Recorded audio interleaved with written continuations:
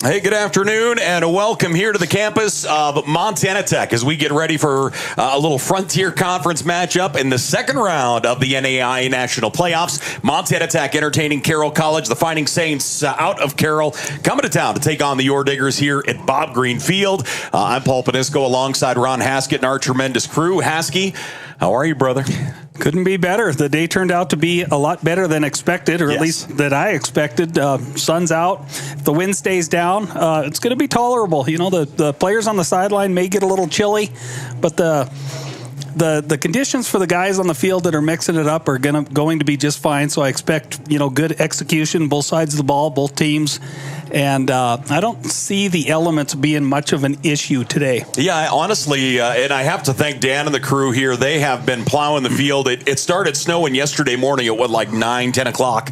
And I swear, I think Dan was out in the plow about every hour on the hour until this morning. And the field is in really nice shape. And like I say, it's in far better shape than I was expecting it. We've got some sunshine and should be a great one here as these two teams mix it up for like the 134th time or something like that. But only one person up here would know that, Paul, and that's you. You know all the history, and it is a storied rivalry and a big game here, as evidenced by the crowd out in the tailgate, and subsequently what will fill the bleachers here today. You continue along those lines. This is a storied matchup and one that we have been around for a long time, and playoffs are in the same boat. You go back to the last time these two teams met in the second round of the NAIA playoffs was 2005 in Helena, Montana, after Montana Tech went on the road and got a big win at Azusa Pacific.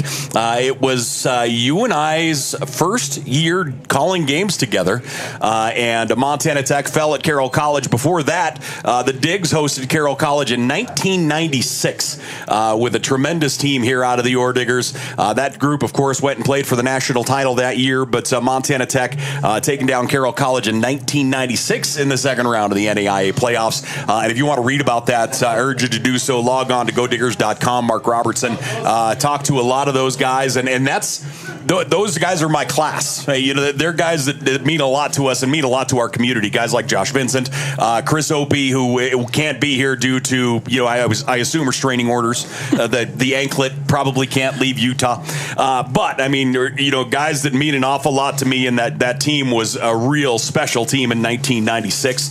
But it's still Tech Carroll. It's still one that you don't have to manufacture any emotional drive to get ready for it at all, because they are going to be ready for it from word go.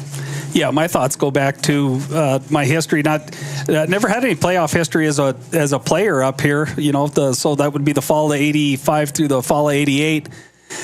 But then, joining the staff here in 1991, I think of guys that are impact people and supporters in the Emetad Club and Montana Tech in general. The Chuck Forgies of the world, and Scott Sampson and Eric Jacobson, who's down in the tailgate, who was our quarterback then.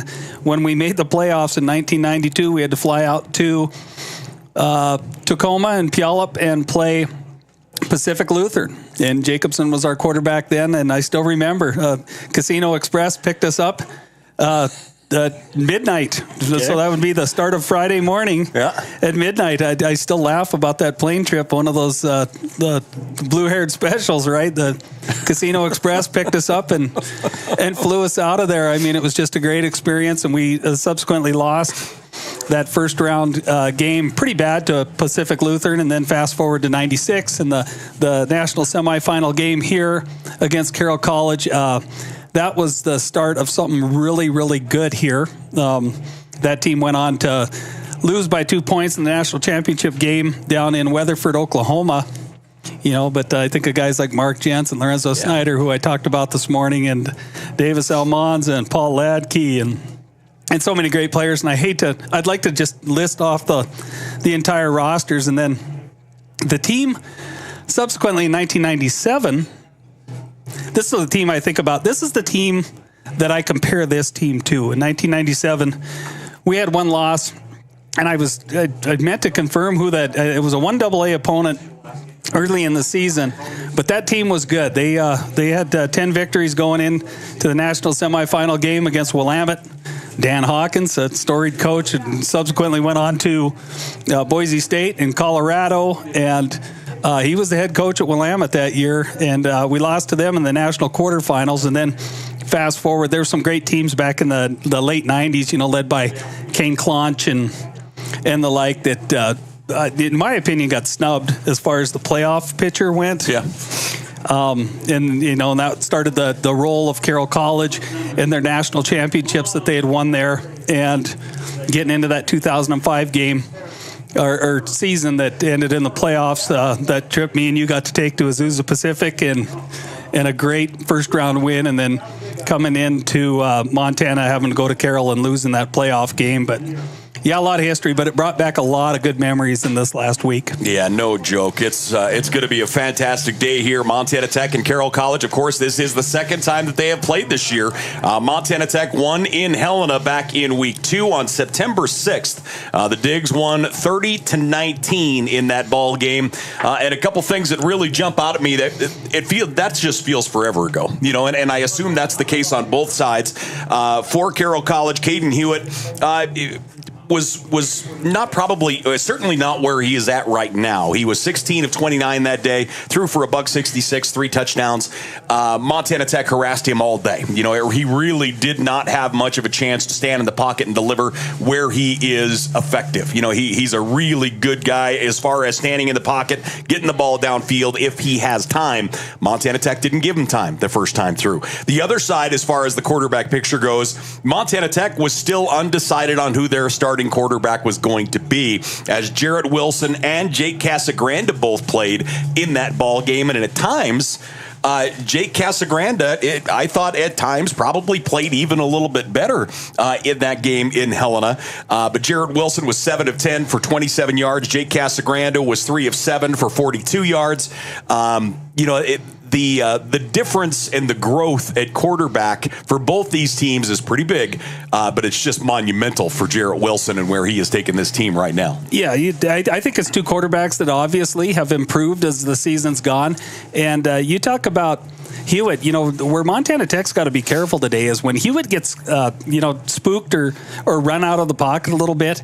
He does a nice job of keeping his eyes downfield and throwing on the run, and you've got to stay in coverage against him. He is exceptional at throwing the deep ball on the run, and there's no other way to say it. I don't know if it's scramble routes or what, but he does a great job. But there is no quarterback that I have seen this year at any level, and I've watched a ton of football, that's improved their quarterback game more than Jarrett Wilson has behind center for Montana Tech, and it's shown. He's been highly efficient.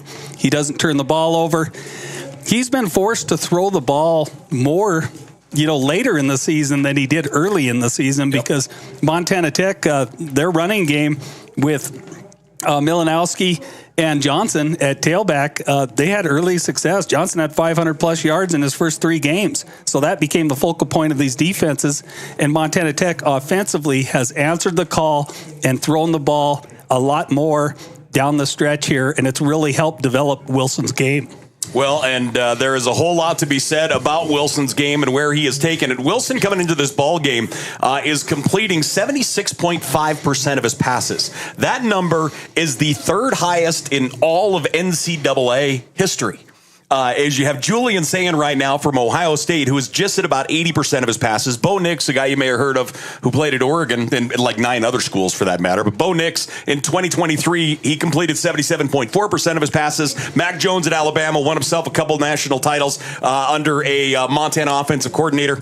Mac Jones threw for 77.4% of his passes, and Wilson at 76.5% is sitting on top. And actually, this Montana Tech team, as the season goes, is going to break that record as a team, as Southern Oregon 1965 holds the team record for completion percentage of 66%. Montana Tech as a team, and of course that takes in everybody, and Levi Torgerson has only helped that completion percentage, but it takes obviously in everybody, but with everybody taken account, they're at like 71% completion percentage, so they're going to destroy a record that has held for like 50 years. That's incredible. Yeah. It's incredible. Yeah, his efficiency's been really, really good. And his improvement, I mean, just his overall comfort back there. And what's really helped him, of course, the running game helps him, but when he started stepping up and finding gaps, in pass rush and moving vertically, just running, he's had some long touchdown runs this year, stuff we were expecting. With him coming out of high school and playing at the college level, and he's really answered the bell. I mean, you just couldn't be happier with the success Montana Tech's had at quarterback with Wilson behind center. Well, again, thanks for joining us. We're getting ready for the second round of the NAIA football playoffs. We're here on Digger Vision. Paul Panisco, Ron Haskett, Montana Tech taking on Carroll College. We'll take a timeout. We'll come back. We'll talk about the starters, talk about what might transpire in this one, and a whole lot more. We're back here in just a bit. Even when you have to weather the storm, even when the unexpected happens, even when the local environment slows things down, we will get you what you need when you need it. We are committed to getting you back in the seat, back to work, back to what matters. At Torgerson's Equipment, we know what matters most: community, family, working every day to make your day more productive.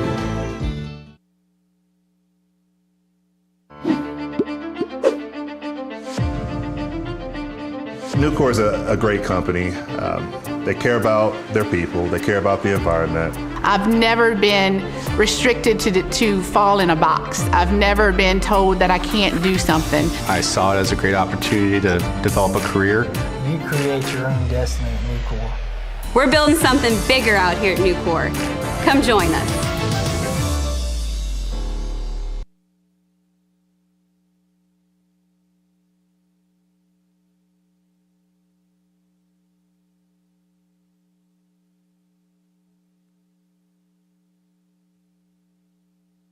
Welcome back here once again to the campus of Montana Tech. Frontier Conference action in the second round of the NAIA National Playoffs. The Frontier Conference expanding this year, and we really haven't done it, so let's talk about the Frontier Conference. The East and the West. College of Idaho won the West. Montana Tech won the East. Both of those teams still alive going into the second round. Carroll College with an at-large bye, and they won their opener last week, and they advance here to Butte, Montana for round two. So the three teams still alive in the Frontier Conference. What's your takeaway when you look at year one in the newly expanded Frontier Conference? It was, for me, it was confusing, right? Because I just, you just went from a conference to literally doubling in size. Yeah. And the autonomy of the east side versus the west side. Got to watch Carroll play quite a bit of football this year. Of course, all the Montana Tech games we got to watch. I did go over and watch them play the College of Idaho when the Yotes came up and played them. That's a good football team. Mm-hmm.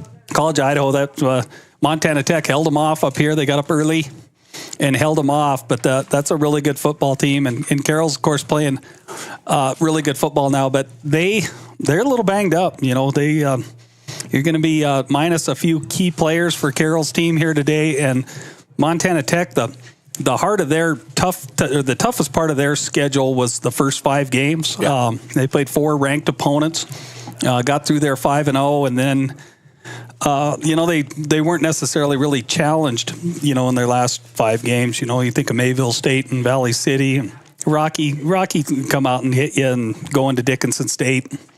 That's probably the biggest caution that a lot of people are talking about is Montana Tech hasn't really been tested for a lot of weeks here coming into this game, but that's also allowed them to get really healthy and play a lot of bodies. We have, you look at this Tech team, making it into the second round of the national playoffs. And again, they have never been this healthy, this deep. There's certainly been times where I look at that 2015, 2016 era, when you look at how powerful we were, especially on the offensive side of the ball, losing both the starting quarterback and your starting running back going into the second round of the playoffs. And they were banged up all year just because you had to lean on them, continually for, 40, 50 reps a game. And that has certainly changed that right now. As you mentioned, Montana Tech gets through its first 5 games, which is an absolute murderer's row of teams. They get through it undefeated, which I would have loved to have seen what the line in Vegas was on that happening, to be honest. I still think if you go back and think about it, I almost feel like if you come out of that 3-2, you're really happy. 4-1, you're ecstatic, and 5-0 was just phenomenal to get through that era. So as we get ready for this one, I'm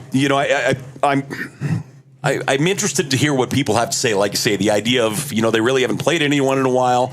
I just am not sure if I lean into that theory too much, to be honest. Yeah, they got good culture up here. They got great leadership. What I wanted to touch on that I was thinking about this morning and last night a little bit is it did something really simple. But last year, or going into this year, Kyle Sampson in social media made just a quick announcement. It was kind of benign, but he said, "I'm just happy to report that we didn't lose any staff members going into this season from last season." That's huge. That's big. That is huge. And it's allowed them to lose 26 seniors last year and come in here and literally hit the ground running. There's a familiarity, a trust in the coaches between, the different units and special teams and all that stuff. And Montana Tech's flourished on both sides of the ball and, of course, in special teams this year. So, and, Montel Allen, the Montana Tech assistant or defensive coordinator, gets assistant coach of the year, indeed, which is good. But I think of my good buddy, Cody Torgerson. I want to give credit where credit's due. He's an outside rush guy, linebacker coach up here at Montana Tech, and his two main dogs both made first team all conference. Cole Graham, and Oaks. Oh yeah, Anthony Oaks. They both make first team all conference. That's kudos to the great coaching they're getting up here at Montana Tech, and the lack of turnover in coaching is huge. Well, we are getting ready for this one. The Saints take the field. Montana Tech coming through the Digger Walk as we get started here. From a coaching perspective, you're in the playoffs. Carroll College has a game under their belt. They won last week, so they're kind of in that mode. They're in that, win, you survive mode. I would have to assume from a coaching perspective, playing perspective, it's much easier even going on the road in that scenario. The fact that you're still alive, whereas Tech with the bye week might have to. Do you think they'll have to take a little time to get their feet under them, possibly, or nerves more of an issue? Is there anything like that in your opinion? I tried to get the answer to that question all week long, and they're just ready to go. Yeah. I asked a few key people I have within the walls of those coaching offices in there, and they are ready to go. I expect them to be sharp and healthy and fast and physical. I expect all of that today. Yeah, I don't, and I'm on that same page. Talking to them, the week of preparation, this team has such good focus, and again, that comes from the top. Coach Sampson and his crew just do such a great job, not overlooking, not looking past, taking a full account of themselves. The one thing that really stood out to me, on the Amitat coaches call this past week, Coach Kyle Sampson talked about they took the bye week to completely self-analyze. They went back and ran tape on themselves for the entire week to find out what they're doing well, what they can use some work on, and what kind of tendencies they're showing. And I think that's something that it might be overlooked at times, or the time might not be put into it as much. But I think that's a huge factor, and they spend a whole lot of time making sure to find out exactly what they're doing right and what they're possibly doing wrong. I like what you said there, and it takes me back to those mid-'90s teams. We were led on offense and the offensive coordinator by Ron Richards, and he used to take the time to self-scout. He used to deem that as one of the most important things you will do as a coach and as a staff. And I never really thought about that until you just started talking about self-analyzation and self-scouting, and it's a huge thing to do. And boy, that just brought back some great memories. Yeah. I don't think it's an easy thing to do. No. I think it certainly takes. You have to swallow your pride a little bit at times. Not even at times, a whole lot, I assume. But that self-scouting is not easy work, and especially if you're going to grow from it and build on it, that's certainly a very big factor. I'm laughing here because that we were a big waggle team. Right? Waggle was just a term of endearment up here at Montana Tech, and how often we used to run that play when the chips were down or when we needed a look, and teams were starting to shut it down. It forced us to start running it naked with the quarterback versus leading the guard out for him, and a lot of different changes in the route sequence that we would run on just flooding. The waggle was just a rollout, play action rollout, flood a zone type play, and just who was getting to which zone. But yeah, you have me laughing there because I still remember. People used to talk about waggle a lot, but we never realized how much we ran it. Nice work, Barrett, in the inside as we wait for the Digs to enter the field. Second round of the NAIA football playoffs, Montana Tech and Carroll College. Again, this is the third time they have met in the second round. The last time was 2005. My daughter was like 3 days old. That's as close, and I probably should have been divorced at that point when I'm like, all right, honey, bye. I'm going to call a football game. You had her in a bye week. That was a great maneuver. And then that 2005, that one was in Helena. Then 1996 here on what was then obviously Alumni Coliseum, still is, and they have split in the second round to this point. So should be a great afternoon of action, and the Digs wearing the copper. You talk about the cautions coming into this game and whether you're ready or not. One thing I like about Montana Tech, we talk about them a lot, their defense, but the Levi Torgersons and Jarrett Wilsons and that offense, they get a lot of the talk, right? The reason I'm real optimistic is this defense, and I said it in the tailgate again today, with apologies to a lot of great defenses out there over the last 40 years, this is the fastest, best tackling defense, top to bottom, that I've seen at Montana Tech. And that's a great comfort to have, especially as an offensive coach, knowing that defense is going to keep you in the game. If you're not in sync or executing great, they're going to keep you into the game. And that's what I see out of this defense. And it's a group that you can't just pick on one part of. We've certainly had and seen great defenses where they still had one little spot where you could go after them, whether it was, a weak side linebacker, whether it was, safety coverage down deep, whatever it was. There have been, and this team is just strong up front. They're consistent. They trust one another, and they flat out get things done. They break up a ton of passes. They get a bunch of interceptions. This Montana Tech team right now, I believe, like plus 11 as far as turnover ratio goes. I mean, that is going to pay dividends, period. But should be a great one here as Montana Tech getting ready to take on the Saints. I just love how Montel Allen, as a defensive coordinator has all his gap responsibilities taken care of in his pressure packages. His line stunts are timely. He does a nice job of freeing up rushers on 3 and 4 and 5-man rushes. But he's always got accountability. Like sneaking a team wants to sneak a tight end on a delay or a back out of the backfield. He's accountable in all facets there, and that's great leadership at safety and corner on down. But these guys communicate well, and they get their helmets to the football. Well, I'm glad you bring up tight end, because that is certainly who we are going to have to watch for here today as Carroll College comes in with Ochoa. Just a phenomenal tight end. One of those guys, he's a Carroll tight end. He's always going to get it. And we're going to get our national anthem. So with it, we'll pause. My apologies. We're back in just a moment.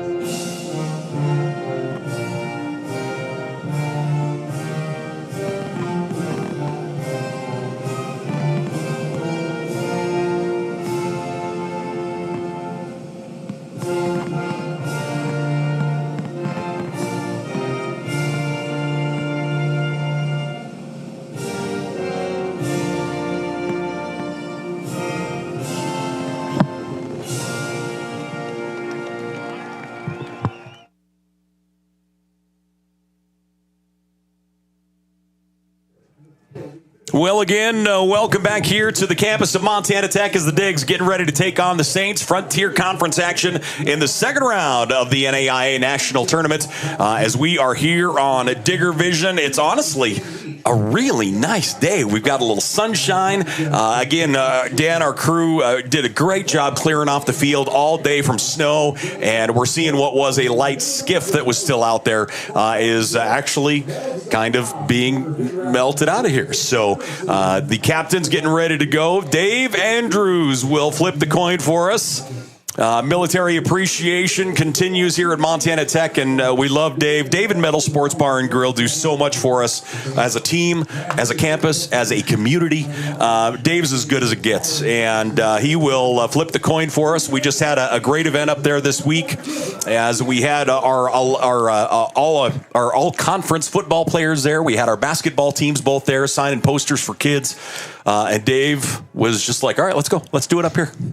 Andrews does a great job there. He's awesome. He's always great to visit with. I've got to know Dave really well over the last 20 years, and he's got good taste. Yeah, he's just a good guy. So Dave will flip our coin for us as we will get our captains out to midfield.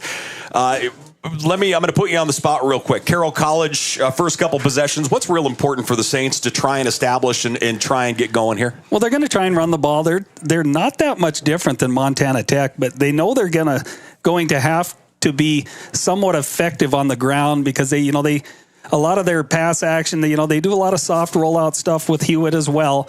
But if you're not getting any run action, it's hard to get play action. It just is, and you get the defenders who kind of pin their ears back and they'll come after Hewitt. But we'll just see how it goes. I don't see Chris Akulshin, one of his number one targets, in uniform today. I don't think I was looking around for him, but and honestly, I think I saw him in a walking boot in warmups, but I don't know for sure. But I do believe I did see him in a walking boot. It felt like he got injured real late in that Florida game last week at home. And certainly a lot of questions on our side whether we were going to see him in pads or not. You're going to have to, you're going to see more Lincoln Holmes, more of Connor Sullivan, their return specialist, who is he's a very adept wideout as well. But just the comfort for Hewitt, getting a little bit of pressure off him with the running game. But Hewitt's a gamer. He's not going to outrun the field or anything like that. But he doesn't fear contact. He's willing to run the ball. And where you get in trouble with Hewitt is you've got to stay alive through everything until he is on the ground in that backfield, because he throws the ball, the deep ball, the scramble route stuff, as well as anybody I've ever seen, and he can chuck it. And a lot of times you'll see his receivers get behind some secondary guys in coverage, after 3, 4, or 5 seconds. That's where they really become dangerous. Well, we are getting ready to roll. Montana Tech taking on the Saints. You see the Diggs wearing the copper. Brother Dave Andrews tossing the coin. We'll get the camera out over it.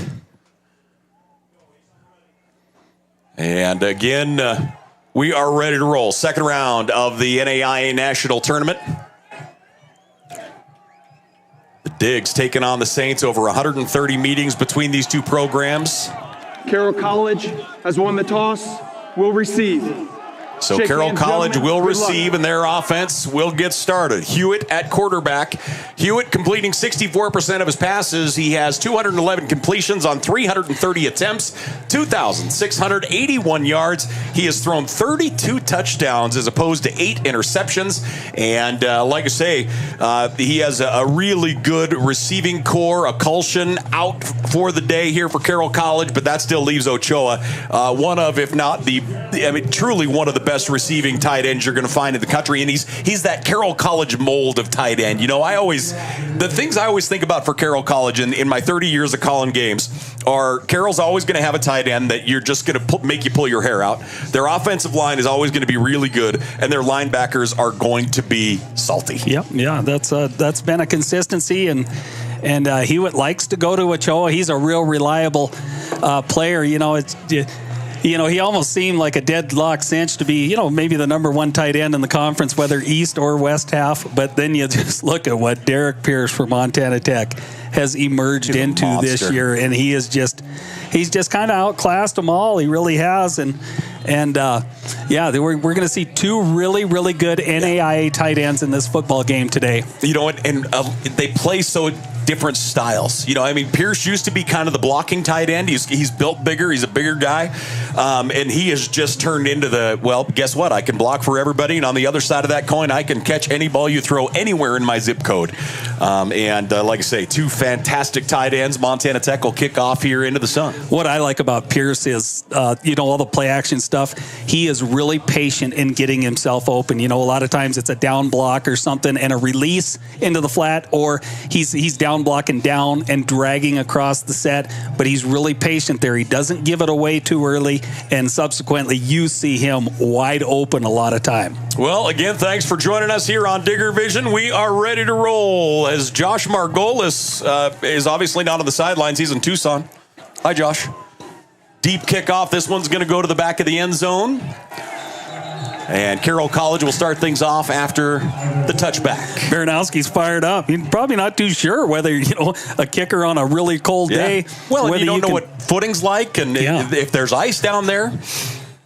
And I would almost wonder if that's going to be an issue as we go, because we're seeing the snow melt, and you wonder if it's going to stay on that top level. So once it starts to cool off and the sun goes away, you wonder if she's going to become kind of a sheet of ice out there. We'll see.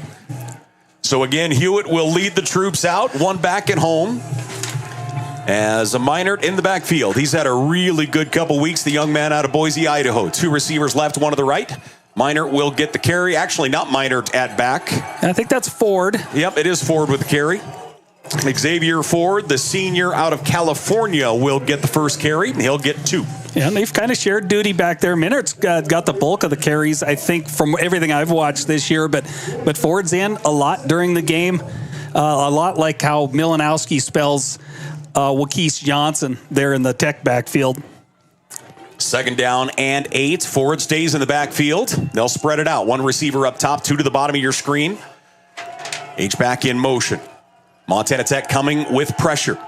Rollout pass complete out to the 32-yard line. That's going to bring up 3rd down and 2. Pass complete out there to Sullivan. As you mentioned, Sullivan more than likely going to be a little bit more of a target as a Culshan out of the equation. Yeah, Sullivan's real capable. He played there at Glacier High School here in Montana. He's a really good return guy, and just waiting his turn to get in the mix here, catching footballs for Hewitt in this Carroll College offense. But yeah, his dad's a former OREDIGGER basketball player. I've known a lot of times, a classmate of my wife's, and it's nice to see Connor getting a shot here. 3rd down and 3 here for the Saints. Tight end moving over to the left side.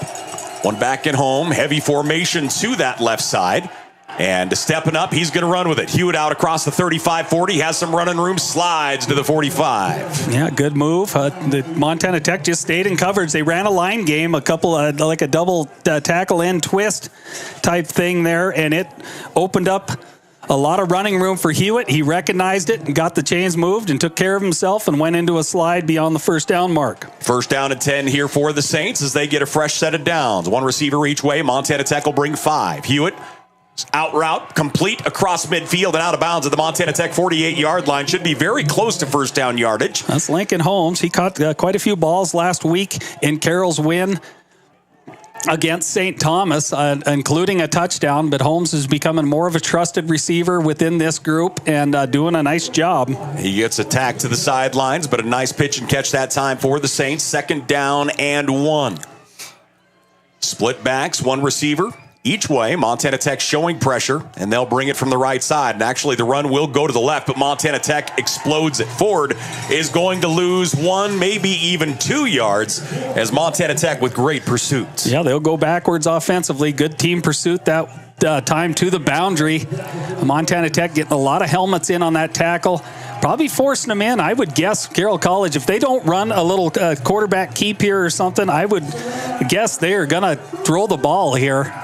This Montana Tech rush defense has just been a nightmare for their opponents. Sure, they'll give them the occasional 5-10-yard rush, but by and large, they're stopping guys at the line of scrimmage. Tech packs the box. 3rd down and 2. Back goes in motion. Quarterback going to keep it. Hewitt to the right side. He's out to the 45-yard line. That's 1st down yardage for Caden Hewitt, the junior out of Helena. Yeah, real capable guy back there. And Hewitt's no small guy. You know, he's 6'3", 215, 220 pounds. And he's an athlete. You know, that's one thing I like about both these quarterbacks here today. They're both great all-around athletes, multi-sport guys. and very capable of putting a team on their shoulders. Hewitt, nice job just picking his lane there. First down and 10 here for the Saints. Ball at the Montana Tech 45-yard line. First offensive possession here of the second-round playoff game. Man in motion, and Hewitt's going to keep it, goes straight ahead. He pulls it out, and he's across the 40, down to the 37-yard line. That's going to be a gain of 7. As a nice job that time, Connor Sullivan went in motion. Take a look here at our Case Construction instant replay. Hewitt sees an opening and just takes off with it. Yeah, that's just the quarterback keep off the outside zone fake. And it's clear to me what Carroll wants to do today. I mean, and it's early. They're going to keep Hewitt in the mix. You know, it's do or die time for them, right, in the playoffs, just like it is Montana Tech. And they're going to rely a lot on their great athlete there at cornerback. And so Montana Tech defensively, you've got to get helmets to Hewitt. You've got to inflict punishment. Second down and 3. Hewitt going to throw. Pass and out route again, out of bounds at the 30-yard line. Complete that time as it will go to Vandenaker. And that will move the chains here for the Saints. You're in a real feel-out process here versus these wideouts, whether it be Lincoln Holmes or Vandenaker or Sullivan here at corner. You don't want to get stuck. So you're giving a little ground and giving some stuff up short and early. First down and 10. Back goes in motion. Hewitt looking right, batted down at the line of scrimmage. There you go. Digger defensive front, getting a hand up, swapping that one into the turf. Second and 10 as getting a big paw on it for the Digs is Novak. Novak seeing more and more minutes here as this season's progressed in that defensive front. He's just a playmaker. And that's what you have to realize. If you watch the games on Sunday, you hear them talk about, some of those great defenses like Philadelphia. If you know you're blocked, get your eyes up and get your hands up and get some balls batted down. Montana Tech getting a swat away there. Novak's just huge. 6'5", long wingspan. Second down and 10 after the incompletion. Miner goes in motion. Hewitt's going to run it. Hewitt gets hit at the line of scrimmage, keeps his feet for just a moment, and then he is swallowed up as he's hauled down by Umale. Yeah, Umale, and getting up on the bottom there is that Trey Yates as well. Yeah. Yeah, but that's what you have to do. You have to it's clear what they want to do, right? They motioned to Novak and threw it 2 plays ago, and then that play they motioned to Novak and tried to run quarterback draw, and Montana Tech was all over it. They know, hey, they're going to rely on Hewitt to try and win this game today. Let's start getting some pads on him. Third down and 8, and the place is getting loud. People coming in from the tailgate. We are packed. And looking forward to what should be a great day of action. Third down and 9. Hewitt dropping back, switches, goes to his right hand, puts on the brakes, still looking. He's going to air it out. Pass complete down to the 24-yard line. Wow, they give him really good. Boy, it looked from our angle, it was much shorter. And they're going to give him a gain of, it's going to bring up 4th down and 2 here from the 22-yard line. That was a good job in scramble route there. Who caught really that, Holmes? Let's take a look here. As Hewitt delivers a strike out to the right side and hauling that pass in. Nice job that time. Lincoln Holmes, I was going to say this may be 2-down territory. In Montana Tech here, you want to stay onside. But, I would expect Hewitt to be in the mix here as well. 4th down and 2. Man in motion. Hewitt's going to go off tackle, and he's going to get hammered. Can he get the forward momentum to get the first down? He needed the 20, and he didn't get it. He didn't get it. He got a yard, did not get 2. So the Digger D will hold, and Montana Tech's going to get the football. So the Digs will take over after a huge stand on 4th and 2. They'll take over at the 21-yard line. And that'll bring out Jarrett Wilson in the offense. Again, Jarrett Wilson completing 76.5% of his passes, which is up on the leaderboards for all of college football ever. Montana Tech's going to have a lot to talk about here. They don't give up any points, but they'll get to coach them up here on the sidelines and talk about, they're using Hewitt a lot more than maybe we thought we would. Let's make that defense aware. In the backfield with him is... They're going to run the fake the move. Pass on the edge is tipped, and that will go to the ground incomplete. Nice job defensively that time. Is stepping up, getting a hand on it is a Culshin. Or not a Culshin, my apologies. That's Norslin. I think it was 47, right? Gleesman? Was it? Yeah, it is Gleesman. I'm sorry. Yeah, Gunnar Gleesman, 6 foot, 210-pound redshirt senior out of Chelan, Washington. Sorry about that. Second down and 10 here for the Digs. That's a good play. I mean, it's Wilson has everything he wants there, right? He just got to clear the defender, but defender Gleesman got his hands up, got that ball knocked away. Wykeese Johnson moves behind in the pistol, and he will get the rock. Wykeese bounces off tackle right. He's out to the 25-yard line, and that's going to be a gain of 4. That's a guy that you're going to see a ton of today. Yeah. Braden Orlandi. He's was he Defensive Player of the Year in the West Half? I think he was. Yeah, safety for Carroll College. But Carroll College, whether they're in a 3-man front or a 4-man front, a lot of times they will bring a linebacker or two, and they're constantly replacing up there in run support and sometimes rush support with Orlandi there walking up from safety. He is an aggressive, physical, really good tackler. And that said, we're going to see a lot of Wykeese Johnson again as well. Remember, he ran for $178 in Helena the first time these two teams played. He'll bounce over to the left. He'll get the rock. Nope, quarterback's going to keep it. Jared Wilson out to the 35, breaks a tackle. He's off to the races. Jared Wilson at the 40, 35, and he is in a foot race down to the 15-yard line. Jared Wilson will take off and go.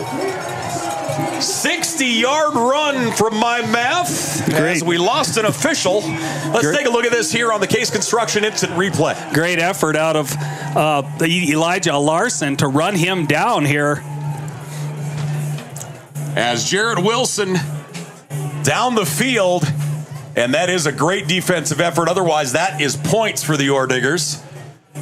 And an injured official down. As continue to watch Jared Wilson here on the instant replay. You see, he does notice, boy, and it looks like the official.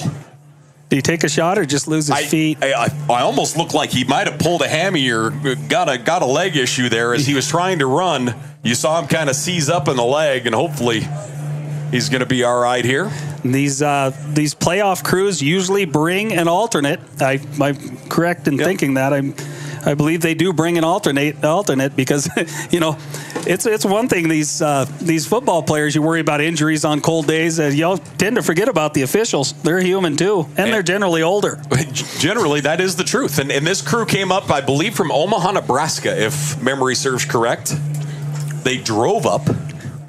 Yellow.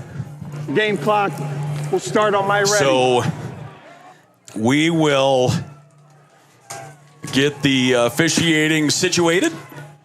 That'll bring up 1st and 10 for Montana Tech inside the Case IH red zone at the 15-yard line. Jarrett Wilson with a monster run. And he'll take it out of the shotgun. They're going to run the inside. We'll go to Torgy. Torgy cuts back. He'll stroll in for 6. What a player. Levi Torgerson will rumble in for 6 points. He had no difficulty at all on the icy turf. Just read the lead blocks of Nick Byrne and company. They all got kickouts, and he recognized it quick, got planted up here, and he's just so good in traffic. Levi Torgerson, who has to be in the conversation for Player of the Year. And he puts Montana Tech up 6-0. The Digs get on the board first. 8:24 left to play here in this opening quarter. I'm going to fire up my stove and pour him a Heisman. The kicking unit is in. The PAT is good. That's a new one. Thank you. Yeah, of course I will. Will you pose for the Heisman? I can't get my leg up very high, though. I'm old and fat. 8:24 left to play here in the first quarter. Montana Tech is on the board first, 7-0 with a touchdown from Levi Torgerson. A statement we have said a whole lot this year. We have a timeout on the field, so we'll take one. We're back here, ladies and gentlemen, after this.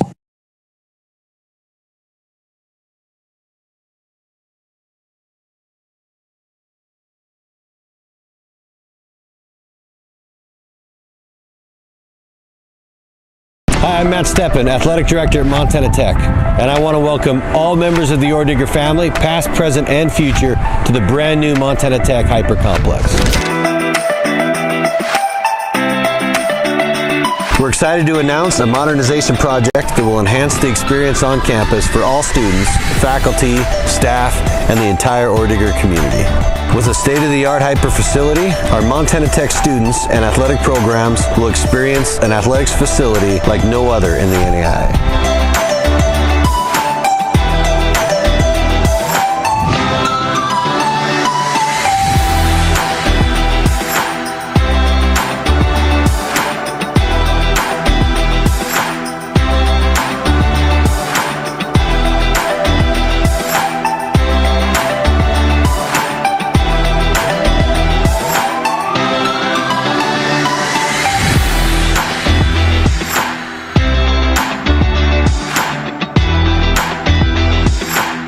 excited to present to you the future of Montana Tech athletics.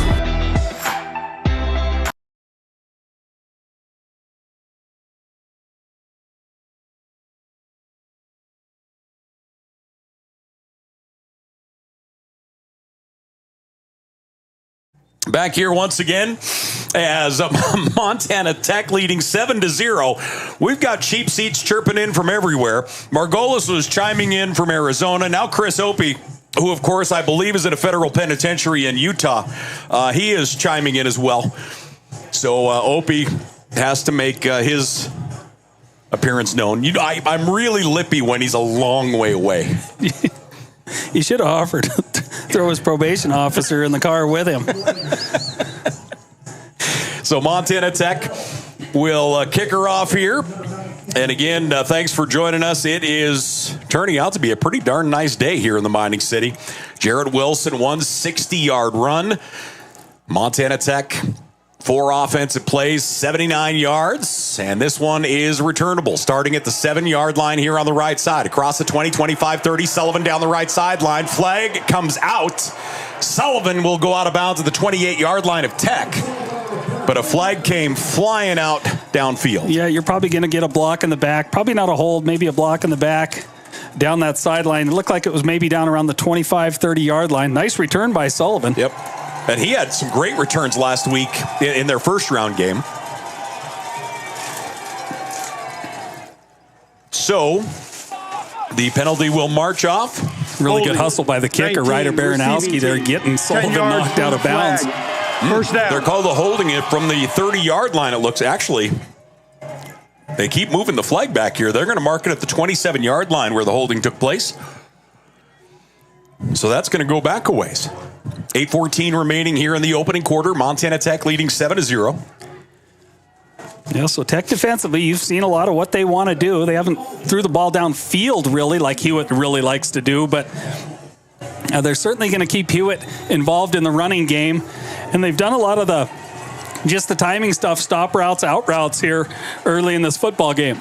Hewitt has Minert behind him, and he will get the carry. He'll try and bring it off guard right across the 20 out to the 24, and he'll be hogtied down at the 25-yard line. That's going to be a gain of 7. Nice carry there on first down. Looked like Roland Trent, Big Row, was the first one on him, but then he got to take a little ride with the tailback. You get him up high, you're in danger of getting carried. Doesn't matter your size defensively. I mean, if you're up high on that back, you can get taken for a ride. They'll give him 6 on the carry. Brings up 2nd down and 4 here for the Saints.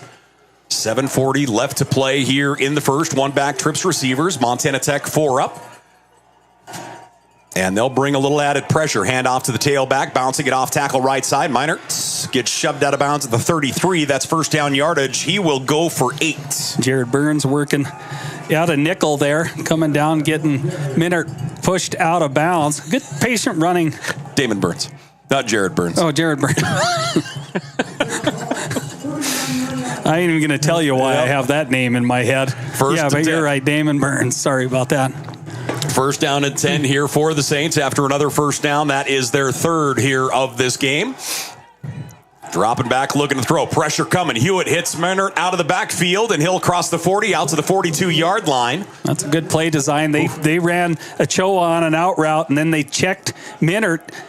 He just ran a little check angle, and they caught Montana Tech off guard a little bit. Good piece of route scheming there by Carroll College. Montana Tech, heavy pressure coming. Hewitt able to stand and deliver. 2nd down and 1. 6:35 left to play here in the first. Little sunshine in the mining city as Carroll breaks the huddle and comes up to the line of scrimmage. Hewitt thus far 6 of 7 for 45 yards. He also has the most carries thus far for the Saints.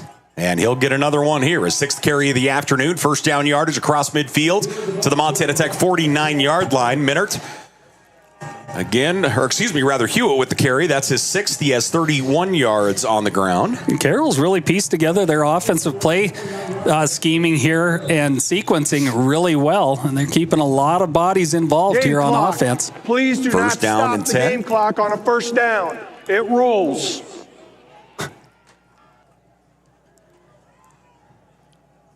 So the white hat. They were just making a warning there. They were stopping the game clock, channeling them back. The operator channeling himself back a few years when the clock used to stop on all first downs. First down and 10. Man in motion, right to left. Hewitt out of the shotgun. They'll come back, fake the jet sweep. They're setting up screen. Pass is complete as down the left side is Ochoa. Ochoa at the 20-15 down to the 11-yard line. Boy, Ochoa just got that middle, and there wasn't a soul near him. Yeah, they caught Montana Tech in a blitz and leaked Ochoa out there. I don't know if this is just a screen. It's just a wide delay or a tight end delay. When he is just off to the races, Ochoa, who came into this contest with 59 catches. That's his 60th of the year, nearly 800 yards receiving. First down and 10 from the 11. Hewitt play action. He's rolling right, looking into the end zone. That one is tipped away. Tremendous effort in the end zone is getting the hand up is David Lowry. Yeah, more importantly, Lowry's in a really good spot there. He's upfield on Sullivan there. He's in a good position to see quarterback and see ball. And this is a really well-placed ball, but Lowry just makes a better defensive player or play and just gets a reach across and a knock away. Boy, nice job getting that opposite hand across the body. Second down and 10. So Carroll inside the red zone here. And we'll see what they're able to come out with. One back at home, two receivers left, ball in the left hash mark. Carroll loves to cross the field when they expect man coverage. I'd expect some crossing stuff. Second down and 10, hand off to Ford. Ford bouncing it off tackle right. He's down to the 6. Boy, it didn't look like there was much there, and he got a great block on the outside. When he first decided to go outside, I thought I saw more room there, but Lowry does a good job of getting out of coverage there at cornerback and coming down and shrinking the edge, forcing the cut up so his teammates can come polish off that tackle. But that was just a good job of, again, something you hear me say a lot. You don't have to make the tackle to make the play. Lowry comes up, contains the run, and allows his teammates to make the play. So that brings up third down and 3. Hewitt dropping back, looking through the middle. Pressure coming. Hewitt's going down. Hewitt gets sacked at the 20-yard line. Monster play from Butte, Montana's Christian Hansen. Corner blitz. That's what I love about Allen. And, I mean, he will send anybody anytime. He's real timely in his blitz packages. Hewitt never sees it. Never sees Hansen coming off the reduced edge here to the boundary side. And he's right there in those corners. It doesn't take them long to make up 5 yards. Well, and remember, he left Butte High School and was a sprinter over in Spokane for a couple of years and then came home to play football. So the field goal unit is in, a 37-yard attempt. Plenty of leg, but it goes wide left. Montana Tech with the lead, 7-0. The Digs up over the Saints, and Montana Tech will get the football back. Carroll College has moved the ball well. They have 6 first downs thus far, 20 offensive plays, 116 yards, but they have gotten down in the red zone and have come away with a goose egg. Good angle here from the backside to see what happens on this kick. 90-second media timeout. Yeah, just nothing to show for it yet, but yeah, they've done a nice job moving the football. It's just finishing drives, and that's the key to this game. And we have a timeout on the field, ladies and gentlemen, so we'll take one. 3:41 left to play here in this opening quarter. Montana Tech leading 7-0. We'll take a timeout. We're back here in just a few.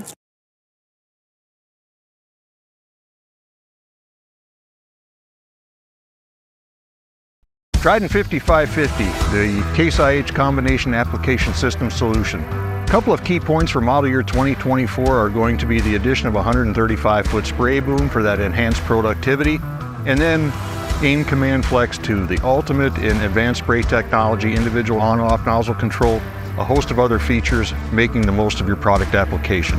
To learn more, visit your Case IH distributor or caseih.com.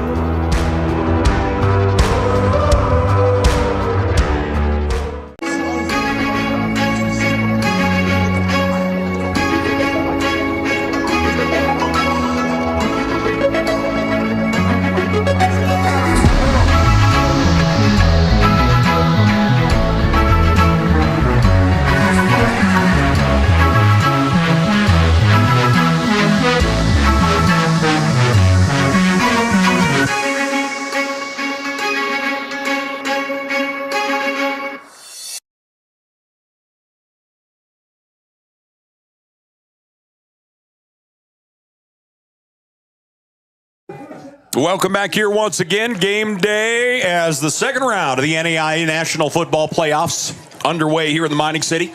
Jarrett Wilson will move Wykeese Johnson into the backfield. Also, Netburn will step back. First down and 10. Wykeese will get the carry. He'll bounce right. He's got a lead blocker. Good job using him across the 25-30, down the right side, out of bounds at the 37. That's going to be a gain of 16. And Wykeese Johnson with his second carry of the day. That's just a great job of seeing your outside zone path here, right? He's just watching and waiting and watching, letting all these blocks develop. He had a monster day the first time these two teams played in Helena. Again, ran for $178, and he would love to do that again. That was an impressive performance. That rushing performance in that first game. I went and watched that again 2 days ago. That was fun to watch. Torgerson in motion. Wilson will hand it off to Johnson. Johnson gets hammered behind the line of scrimmage. A loss of 3. Great penetration that time by the Saints defensive front. Henry Gross, who's out there, maybe an overlooked defender on this Carroll College defense, maybe a little bit. I never really looked at the all-conference stuff from the western half real close, but Gross does a nice job. He doesn't miss tackles. He rushes the passer well. They'll drop him into coverage once in a while, but he does a nice job. I believe that's the son of the athletic director over there at Carroll College, so yeah, involved in the program and playing really good football. Second down and 4 here for the Digs. Or excuse me, second and 14 rather, behind the sticks after the loss. 2 receivers on each side of the formation for Jarrett Wilson. And Wilson going to rush it. He gets hammered at the line of scrimmage. He was met violently. And a nice tackle that time. That was Eli Abe getting up there making the hit. So Abe... Sorry, we'll get the stop. Well, they had a lead block there, but they had more bodies than the lead blocker could handle just on quarterback isolation, quarterback draw, whatever you want to call it. So the Digs behind the sticks here. Montana Tech 50% on the year in third down conversions. Here's where you got to be careful if you're Carroll College. I mean, do you put guys in one-on-one coverage against someone like with the likes of Levi Torgerson and Nick Michelotti? Or do you just run a line game up front? Doesn't look like they're going to bring any pressure, but they generally bring one of those 2 insides. 44 or 47, I would expect one of them to come. Blitz coming. Wilson stands in the pocket looking for the deep shot. He has a guy downfield. Torgerson at the 25-20, 15-10. Levi Torgerson, touchdown Montana Tech. Just an absolute pill delivered by Jarrett Wilson.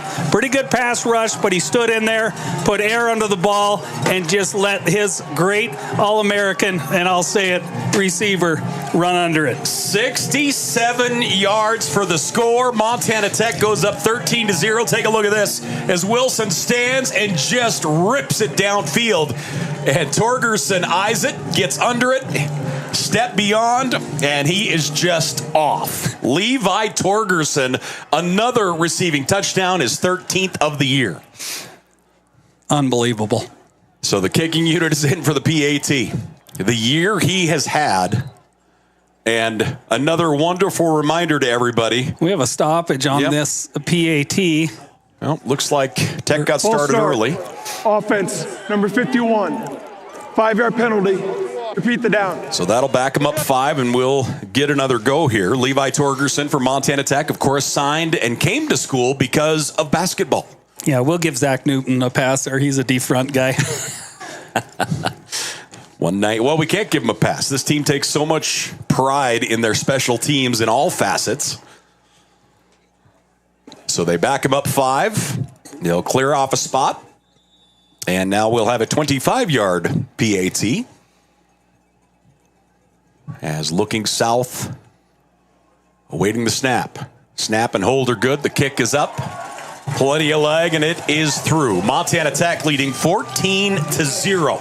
Frontier Conference action here in the second round of the NAIA National Tournament. Thanks for joining us here on Digger Vision. We have a timeout, so with it, we'll step aside. We're back here in just a minute.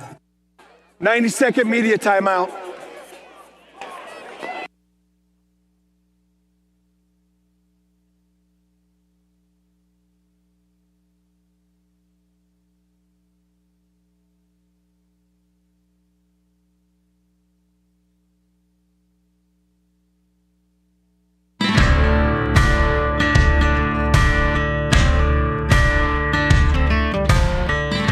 Hey, Dave Brennan here with Case IH.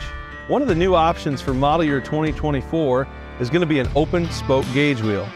That open spoke gauge wheel is going to be available on all 2000 series planters.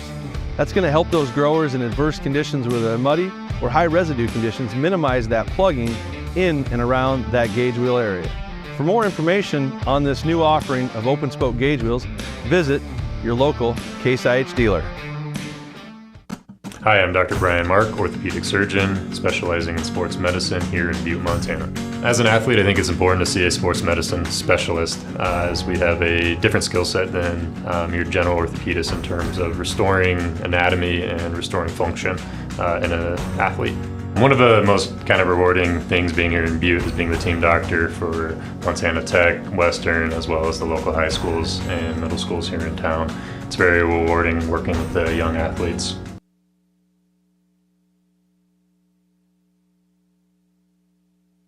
Welcome back here once again. Oh, yeah. Coach Green in the house, ladies and gentlemen. Oh, he's getting busy. I was going to tell you, if I get a little too much fanboy up here, you can kick me out of the booth. I'm going crazy up here. Just two big plays by a couple guys that have just had great years, you know. If you execute, it doesn't matter what that defense thinks. They know what you're doing. If you execute, you can still get it done, and Montana Tech is really on top of their game. So the Digs leading 14-0. They have run 8 offensive plays for 159 yards. They have a 60-yard run out of Jarrett Wilson and a 66-yard touchdown pass out of Jarrett Wilson so far today. So the Digs ready to kick off here. Line drive kick. The return, Sullivan will start from the 2-yard line. Looks like he'll bring it out to the left side this time. Sullivan trying to get to the edge, gets around one defender, and out of bounds at the 38-yard line. So, again, another nice return by Sullivan. Good return, and they got a kickoff return team that is getting pads on wannabe tacklers there. Nice job, just the full unit. Sullivan reaps the rewards by carrying the football, but, he isn't seeing much traffic.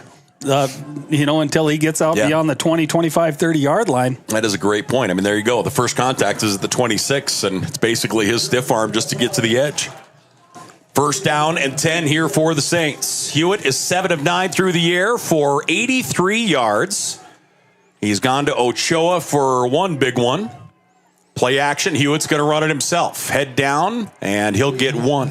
It feels like both teams came in kind of with the same credo here. Is it's like we both have very athletic, good rushing quarterbacks, and we're going to pull the handcuffs off, and we're going to let them both go. Absolutely. You're at the end of your season. You got to win to stay alive, and both programs are realizing that. It's nice to see Wyatt DeVos back in that defensive front. He was out for a little bit, a little banged up, and that time a good job of staying at home by that other inside linebacker, Kellen Beller, making the tackle. Second down and 9. Montana Tech with 4 linemen up to the line of scrimmage. Hand off to the tailback. Boy, and not much there. A gain of 2, trying to give them the Ingles push there, and they'll get 2 yards out of it. That's going to bring up 3rd down and 7.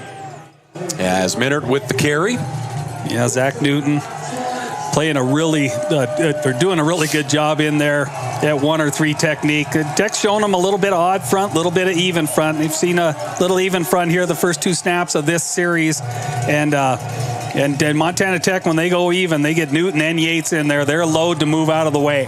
3rd down and 7 here for the Saints, and it looks like that's the end of the quarter. We have 15 minutes in the books, and right now Montana Tech leading 14-0. Frontier Conference opponents throwing down here in the second round of the NAIA National Tournament. We're here on Digger Vision. We're back in just a moment.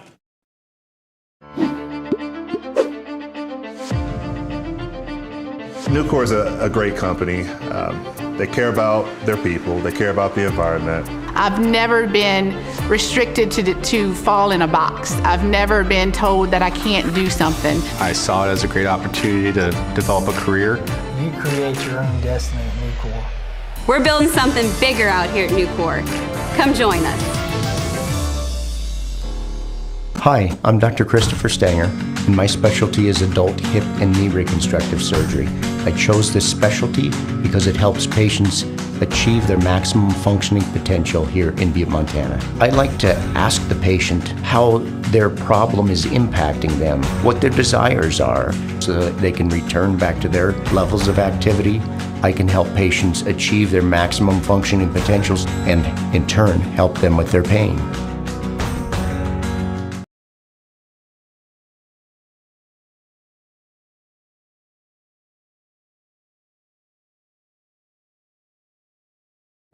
Back here once again, game day made possible by the Best Western Plus, Butte Plaza Inn. Our thanks to them for helping out here, securing this playoff game in Butte, Montana.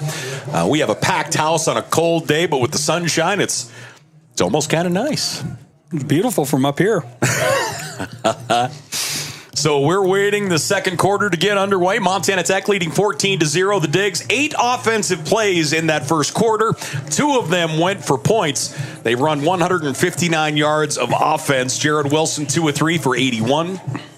He has 60 yards on the ground. Wykees Johnson, 3 carries for 21. On the other side, Caden Hewitt, 7 of 9 through the air for 83 yards. He has run the ball 8 times as well for 33 yards. Minert, 2 carries for 11. Ford, 3 for 8 yards. I don't know offensively what you're going to expect here from Carroll College. You know, when they expect man, they really like to cross the field. They like the tight, low drag routes out of their wideout group, and they'll clear, and they run a lot of pick plays. They really do in man coverage. They'll run their tight ends up the seam, just literally looking for someone to hit. Especially if it's Wilkinson in the game. But Wilkinson's not in there. They're running a little bunch set here. See what they give Hewitt and see if Montana Tech defensively brings pressure. They got a 3-man front. I'd expect pressure. 3rd down and 7. Hewitt out of the shotgun. 4 guys coming at him. Hewitt has time, steps up. He's in trouble. It tries to escape. He's going down. He might get back to the line of scrimmage. Either way, that's going to bring up 4th down as the Digs track him down.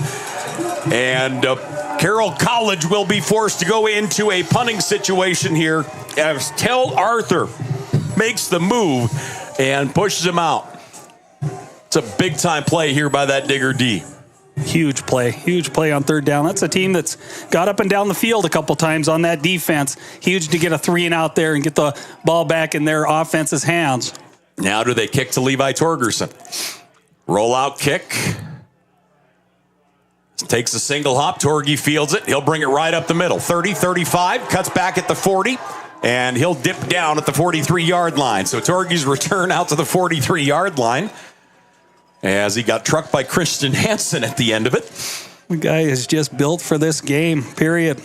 He's one of those guys that when you watch it, the game must be so slow for him. You know what I'm saying? Like Matrix kind of bullet time. What he's able to do is just outstanding. And that's obviously just his rushing yards there. You have to talk about his receiving yards. He has thrown 3 touchdown passes. His return game is phenomenal. Just an incredible athlete in all aspects. Took over the OREDIGGER lead for all-purpose yards this year. Heavy formation up front. 1st down and 10. Wykees Johnson, play action. Wilson wants to throw. Jarrett Wilson wants a deep route right side, and that one's going to be overthrown incomplete. He's getting held. Yeah. You bet. That's a good call. That's tough to see. I think Daxon Graham or Landy there has a hold of Michelotti's jersey. Our Case Construction instant replay here. See if we can get an angle on it. Pass interference. Defense. Number 7. 15 yards. Automatic 1st down. Yeah, that's just tough. That's that over route. Michelotti was to the far side. He's just running a deep post or an over route to that other side of the football field. That's a tough cover for a cornerback in man coverage, especially with someone Michelotti's size and speed. Graham's not in terrible position, but then you can kind of see why. I think he was tugging on Michelotti's jersey a little bit. 1st down and 10, Montana Tech. Again, they'll go heavy up front. 1 back, Jared Wilson out of the shotgun. Carroll, handoff going to go to the tailback and trying to bounce out right and off to the races is Milanowski. Milanowski cuts back at the 25, 20, down to the 18-yard line. Good hustle. Welcome in Nate Milanowski. Watch Wilson get down there and try and make a block for him as well. That last little kick-out block that Milanowski cut back against, that was his quarterback getting out in front of him. He doesn't ever take like a full stride here. Watch his footwork. Just kind of little stutter step as he bounces right, gets out to the edge. Tremendous vision. And then his quarterback comes out to give a shove. Love it. First down and 10, Montana Tech. Nate Milanowski's first carry gets him 25 yards on the day. He has just been solid this year. They'll change up. Milanowski in the backfield. Carroll brings 6 up to the line of scrimmage. Milanowski finds a gap. He's down to the 10 to the 9-yard line. Nate Milanowski deeper into the Case IH red zone. There he looked a little more warmed up. Yeah. You know, it was almost like he was running some kinks out in the early part of that previous rush. And this time he hits the hole quick.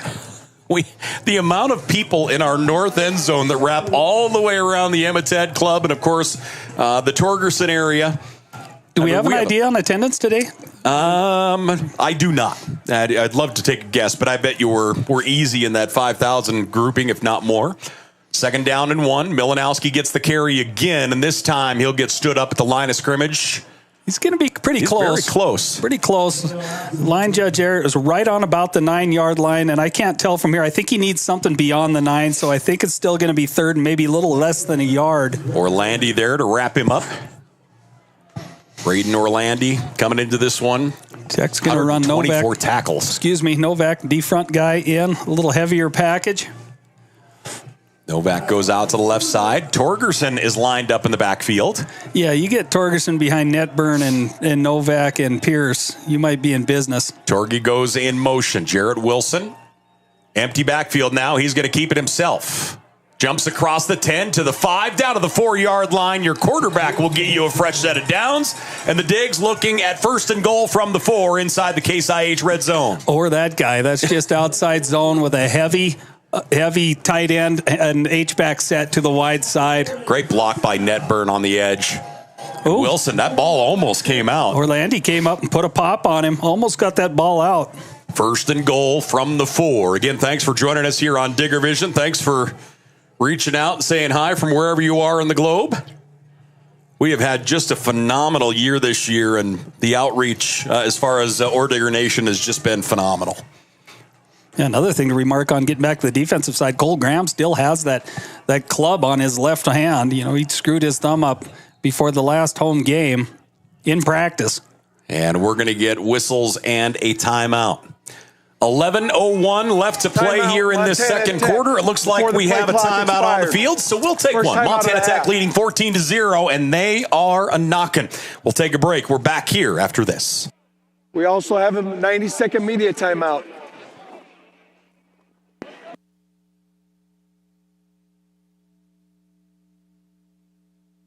Hi, I'm Dr. Jessica Reisig, an orthopedic surgeon here in Butte, Montana with specialty training in foot and ankle.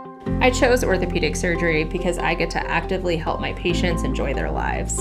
The human body in general is just really amazing. The way everything works as a unit, the way the bones, tendons, muscles all work to function and just make people move is something that I've always found incredibly fascinating.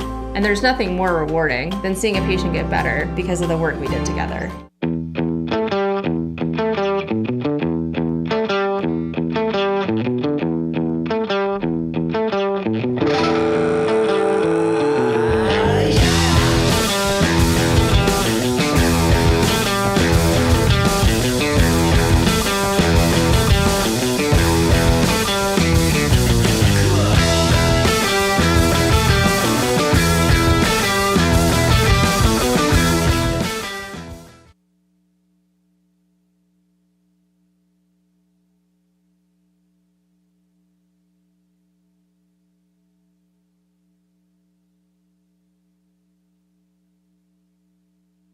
Welcome back here once again, ladies and gentlemen, as we are rolling on a Saturday, the 29th of November. Montana Tech leading 14-0. And for what we were expecting today to be like, this is like paradise compared to what we were kind of looking at forecast-wise and the build-up for this week was. You know, early in the week, it showed snow all night and all day. Yeah. And temperatures, you know, going below 0 and staying there. So first and goal here for the Digs. This Ball is where at the 4. Oh, excuse me. This is where you want to send a message to if you're Montana Tech. I would expect Milanowski to get this ball or Jarrett Wilson. I wouldn't expect them to even throw play action here. Just punch him in the mouth here. Netburn in motion. Wilson We'll hand it off to Milanowski. He'll get stood up at the line of scrimmage and go backwards. Kind of got punched in the mouth. Effort. Yeah, truly. Montana Tech is 91% scoring in the red zone on the year and 75% getting touchdowns every time they're in the red zone. Milanowski did a nice job of gaining, a half a yard or a yard there. He was met in the backfield. Violently. Okay, maybe I'll let him throw it here, Paul. They'll change out some personnel. Torgerson will come in as Novak will go to the sidelines. Tech takes their time getting the play in. Play clock down to 10. Well, Carroll in man coverage, like Daxon Graham, you'll see him. He'll come up and line up right over the tight end. See him there? You got to run that direction. Torgerson in motion. They fake the handoff to him. They'll go the other direction. Milanowski gets his feet under him. He's down to the 2. Yeah, I noticed that on film. Carroll will bring their corners in, and the defense that they line up in almost looks like, maybe you're a Chicago Bears fan. Remember the old 46 defense? Oh, yes. They'll cover center and 2 guards, and then they'll walk up a defensive back over that tight end in a 2-point stance. Well, he's got a man assignment against that tight end. So in that case, Charlie Kurgan is lined up at tight end. You don't necessarily have to block. You just have to release, and you can run that corner out of there. Nice tackle that time by Eli Abbey to save some points. 3rd down and goal from the 2 for the OREDIGGERs. They'll come in with a heavy backfield. Milanowski. Montana Tech's going to have to call a timeout. They had one guy too many. Milanowski came to the sidelines. Timeout, and if he would have gotten off the sidelines, it would have been, they broke the huddle with 12, so they would have gotten the penalty, so they are forced to call a timeout. It's funny that they were in that situation. If you go back to Kyle Sampson's grandfather, he's one of the inventors of breaking the huddle with 12. No he used joke. to drive Coach Green nuts.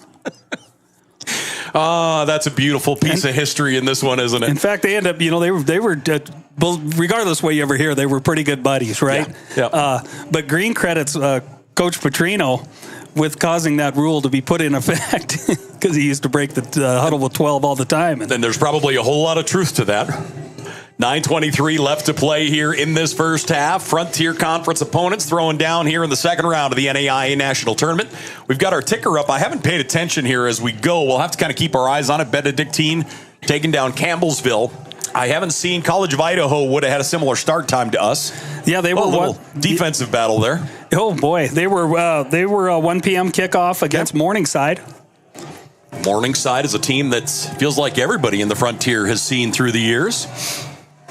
Heavy backfield, Wilson.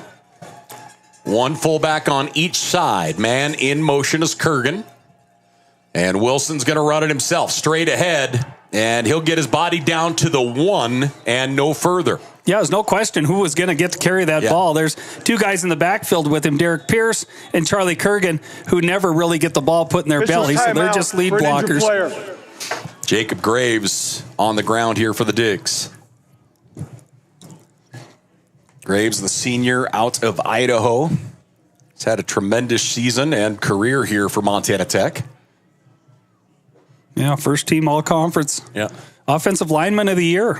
We probably didn't talk about Graves near enough this year. Those guys don't necessarily like to be talked about anyway. Seems like the only time offensive line names are brought up is on penalties, which I'll say forever that's unfair. I just call the offensive hold and leave it at that. So the training staff, Coach Sampson out with Graves. 9:09 left to play here in the first half. Montana Tech with the ball. They have run 15 offensive plays, 201 yards. Jarrett Wilson is 2 of 3 through the air for 81. His 2 completions, both touchdowns to Levi Torgerson. On the ground, Wilson has 4 carries for 66 yards. Milanowski 5 for 37. And Wykees Johnson 3 carries for 21 yards. Levi Torgerson, the only receiver to catch passes, and both of them have gone for 6 points. Graves not putting any weight down. Really nice defensive stand here by this Carroll College defense. Big time. Montana Tech putting the kicker out there. Of course, they're led in the trenches by right there at nose tackle. Seen a lot of action the last couple of years. Forrest Serrero. He's had a great year. Yeah, he has and had honestly, a good year. He's had a good career at Carroll. When he was in high school, he really had a nice, still when I was doing radio, I was able to watch his games in high school. He was one that went to the Shrine game and really impressed me. I thought he was outstanding. So Graves gets to the sideline with some help. Hopefully he is going to be all right. Montana Tech's going to go for it here on 4th down. 4th and goal from the 1. They'll shift personnel around. Milanowski in the backfield. Handoff going to go to Milanowski, and Milanowski's not going to get there. No, they're going to stop that beforehand. Montana Tech had a false start. You're probably going to see a field goal team get run on here. I think it might have been left guard, left tackle, a little flinch.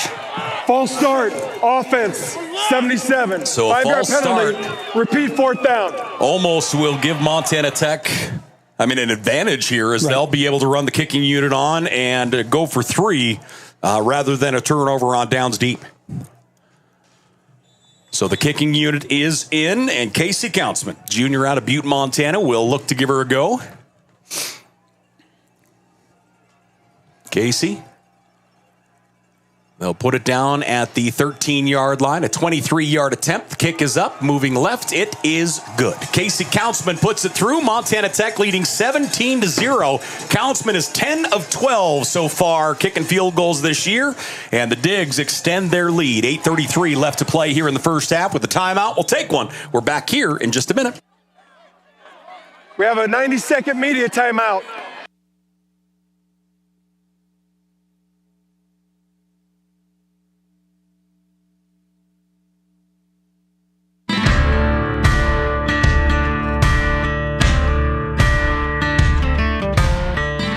Hey, Dave Brennan here with Case IH.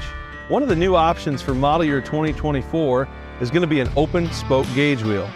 That open spoke gauge wheel is going to be available on all 2000 series planters. That's going to help those growers in adverse conditions with a muddy or high residue conditions minimize that plugging in and around that gauge wheel area. For more information on this new offering of open spoke gauge wheels, visit your local Case IH dealer.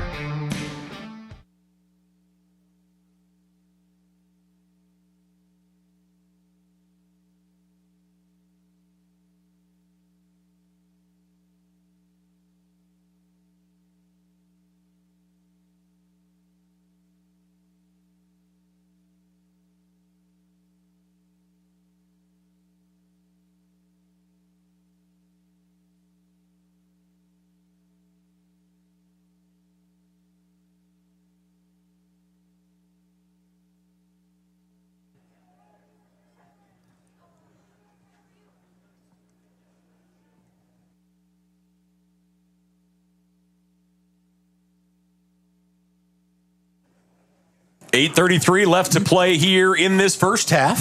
I love it. Kickoff cover's given up a couple, longer type returns. They get a sprint down the sideline from the defensive coordinator, Montel Allen. He gave him a little pep talk here on kickoff cover. This is good stuff. Probably a lot of that. If you ever want to play defense for me, start beating blocks and tackling. Well, again, we talked about it earlier. They take so much pride in the special teams, and we've seen it flourish all year. With the punt returns and the kick returns, those are real easy to point out. But then you look at blocked punts, blocked kicks, blocked field goals. They really have done an outstanding job across the board in special teams this year. Really, really clean special teams play out of all the units top to bottom. Montana Tech to kick it away. The Digs have run 15 offensive plays, 201 yards. Line drive kick will go 2 yards deep and rumble out of the back of the end zone from Baranowski. So the Saints will take it out to the 25. They have run 23 offensive plays, 120 yards. They have moved the chains 6 times here today. Hewitt is 7 of 9 through the air for 83 yards. They're a little more active. Defensive play out of Montana Tech. You're going to start to see some balls and some fists get put on the football and helmets. Try and get a turnover here. I'm sure they've talked about getting a turnover. Carroll's gone back to the run a little bit here. So Hewitt out of the shotgun. They'll bring man in motion across the front. Hewitt looking for the deep ball. He has 2 guys downfield, and that one's going to be overthrown incomplete. Had one-on-one downfield. as he was looking for Vandenaker. Yeah, Vandenaker had maybe a step or a half a step on Lowry there, but Lowry's in a pretty good position, and you could tell Carroll wants to chuck one deep. You know, they had a lot of big plays to both Vandenaker this year and to Colshin there just on that deep seam route or post route, and they really hadn't attempted it so far here today. So 2nd down and 10 here for the Saints. One back at home, looks like 4. 3 receivers, Tech showing blitz, and that ball goes to the ground. Flags everywhere. They're stopping the action here, so I'm assuming it's going to be a false start. Maybe the ball got snapped late. Or early is the other side of that. Center. 5 yards, 2nd down. Everybody kind of confused by it. So that will go backwards 5, 2nd and 15 now. Can't fall asleep in the secondary here if you're Montana Tech. You can't get an itchy trigger finger. Maybe try and jump a 6 or an 8-yard stop route. I'd expect Carroll to maybe just try and get a chunk of this yardage on 2nd down. And you just can't. You just got to watch yourself and not let anybody behind you. Forward in motion. They're going to run it out to the edge. A receiver screen, and that's going to go backwards. Hansen's a good physical corner. Plus, he's fast. Yeah. You know, he's willing to come up and make tackles. They tried to get a lead block on him out there. Hansen was having none of it. Just got through it and blew that screen up.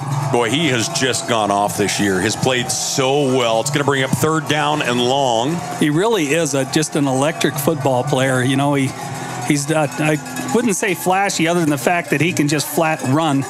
But he just makes plays. And Lowry on the other side does a great job. And in Hansen's absence, Wasson was the same way. 4 receivers, 1 back for Hewitt. Hewitt gets the snap, looking left the whole way. Hewitt forced out of the pocket. He has running room. He's out across the 20, 25, and he'll go down to the 27-yard line. He'll get the penalty yards plus a couple back. They knocked that ball out. He fumbled at it, went out of bounds. But Peyton Gonzer came up and took him on and got his helmet placed right on this football. See if we can get a look at it here on our Case Construction Instant Replay. You see Hewitt. Gonzer's giving up 30, 40 pounds here. Watch this. Line across the front. Gonzer puts his helmet right on that football, doesn't he? Great play by the safety. 4th down and 10 here for the Saints. And the punting unit is in. Rollout punter again will go to the right side. And he'll kick it away. Actually, great distance on it. Torgerson backs up to the 27-yard line. The return will start from there. He gets a block out across the 35. Comes back. Flag down.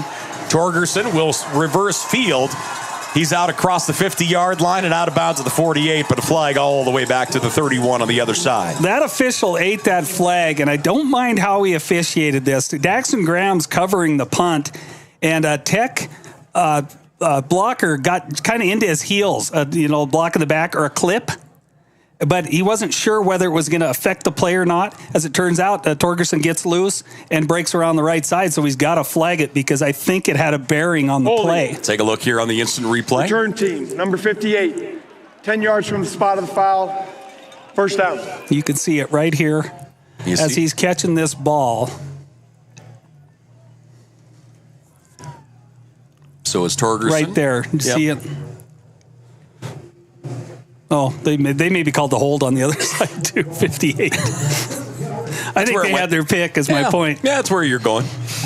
So a fresh set of downs, and Montana Tech's offense will get ready to roll. 1st and 10. I think you're going to see Montana Tech maybe take a shot here on 1st or 2nd down. 1 back at home, 2 receivers here on the near side. Michelotti goes in motion. He'll stop just outside the tackle. Handoff is going to go to Wykeese Johnson. Keese turns it upfield, flag down. So Wykeese will get smothered here. Probably going to get a hold there. Yeah. Maybe a little bit behind the play, maybe on Kurgan. Caden Hansen was there for the stop for the Saints. Holding. Actually, Milanowski with it. My apologies. 69, 10 yards from the previous spot. No, they got the center. I think they got Tierney that time. Montana Tech's 2nd penalty of the day. And that one will back him up 10. It looked like Graves was replaced there by, Dawes. Dawes played the bulk of the season at left tackle, and now Montana Tech at left tackle has Fullington playing, and Dawes was in a reserve role, but now it looks like he's in at right tackle. 1st down and 20 here for the Digs. I guess my point being, you get an offensive lineman in there as a sub that's got a ton of experience. Big time. Milanowski moves to the right side. And the quarterback keep it. Wilson has a lot of gas out in front of him. He's across the 20, 25, and out of bounds at the 27-yard line. Good run by Wilson. He'll get the penalty yards and an additional 4. That's a gain of 14. Boy, just a great pull here, and Wilson is off to the races. He is a silky smooth runner, too. I mean, he's moving at a pretty good clip. He's patient, lets his blockers do their work, but yeah, he covers a lot of ground in a real smooth fashion. Wilson, 5 carries, 80 yards on the ground. He has thrown for 81. Snyder's a little banged up. He's came limping off the field here. Maybe tweaked an ankle or something. 2nd down and 6 here for the OREDIGGERs as they come up to the line of scrimmage. 2 receivers left. Milanowski and Netburn will check into the backfield. Offset eye. Milanowski gets it straight ahead. And he'll power his way to the 29-yard line as he's tackled by a sea of white. It's been a few times, Carroll, in that 4-man front. They're tight. They're playing, looks to be maybe just a couple one techniques, and their defensive ends are in tight as well. They just do not want Montana Tech to run the ball between the tackles. Of course, you don't have to watch a ton of tape to know what Montana Tech wants to do, but just by alignment, Carroll College is not letting them have that. 3rd down and 4 here for the OREDIGGERs. I think you're going to see Pierce here, maybe a little play action in the backfield and maybe sneak him out to the boundary here. Yeah, we haven't gone at Pierce yet today. 1 back, heavy formation up front. Play action, Wilson flushed out. He's going to run. Wilson across the 30, head down to the 35-yard line. 1st down yardage and a gain of 6 as Jared Wilson, quarterback keeper, will move the chains. They tried to get him out there. Carroll did an exceptional job of covering him. You'll see him go right there, stomp on the out route. Good read by Wilson. Nice job that time by Gleesman, the linebacker, pushing Wilson out of the pocket. And you got to talk to Wilson. I mean, he's a gamer, right? But you have to talk to him in that situation and just know you're down in distance. When you get the 1st down, let's hit the turf. 1st down and 10. Montana Tech, ball at their 35. They'll get it off to Torgerson. Torgerson has blocking. Torgerson out to the 44 as he is tripped up quickly. Good job in space that time by Julio. Getting into Torgerson's feet. Got another old front guy down. For an injured player. This time it's Chase Meyer. Boy, that's a nice tackle by Julio. And we'll get the guys out here to take a look. 4:12 left to play here in the first half. Montana Tech leading 17-0. This is one of those situations. You don't want to see Meyer go down. You don't want to see Graves go down. But you look at the second half of Montana Tech's regular season. How many offensive front guys have they got to see the legitimate snaps here? So they've got a ton of experience, guys that have played a lot of football in the second half of their season. And you just know that at least if you have to sub in for Meyer and Graves for the rest of the game, you're getting somebody with some experience, and that's huge. Well, and it goes back to, you remember spring ball and even the way they started fall. If I remember right, in spring ball, they lost 3 centers in the span of like a week. And then, you start to thin out and you have to get young guys out there playing. And like you said, it is going to help in the long run. So Montana Tech, 2 O-line guys have gone down here this ball game. Chase Meyer will gingerly make his way to the sidelines. Chase Meyer, the junior out of Missoula. And they're just talking to him as they're walking. You can see him stop and say, okay, let's try and put a little weight on it. A little more weight as he's walking here. But, yeah, it looks like he's bummed up pretty good. 1st down and 10, OREDIGGERs, ball at their 45-yard line. Second quarter action here in the second round of the NAIA football playoffs. We got scores running across the bottom. Benedictine holds at home. Lindsey Wilson holds at home. Sunshine. What's the temp? You got a temp yet? I'll look it up right now. Probably around 20 degrees. 3 receiver spread for Wilson. Empty backfield. Now they'll change. 20 degrees right on the button. Only accurate call I've made in 11 games this year. Look at you go. Meteorologist Ron Haskett, ladies and gentlemen. Handoff going to go to the tailback, Milanowski. Good footwork. He's out to midfield, +1. Yeah, and you have to expect that. You want more if you're Milanowski there, especially once you clear the line of scrimmage. But, Carroll's got a good, aggressive, a really, really good tackling defense. And sometimes, 6 yards is just nice to get. That'll bring up 2nd and 4 here for the Digs. Milanowski is just so shifty. You know, he's got such great hips, able to keep his footwork kind of narrow, and really kind of pick and choose his lanes. Another local product that's had a nice year in that Carroll secondary is Caden Hansen. He's a Dillon Beaver, Beaverhead County, good player. He's played a lot of safety, picked off a few balls. He does a nice job in that secondary, and he's a good tackler. 2nd down and 4. Hand off to Milanowski again. He'll go head down, and he'll come up a yard shy. Boy, he had a full head of steam, and then he was just hammered right before the first down marker. Yeah, and you have to complete this first down if you're Montana Tech. You're doing what you want. You're getting to 3rd and short. You're eating up another over a half a minute off this second quarter clock, and you just you want to advance the chains again, eat up a couple of more minutes. You know, when you get into your 2-minute offense, should you make another first down, you're on the right side of the 50-yard line here, so you don't even have to hurry. 3rd down and 11 for the day, or 3rd down and 1, my apologies. It's funny to see Netburn out here at Z receiver. You know, he'll shift out of this, but it's just kind of funny to see those big old guys split.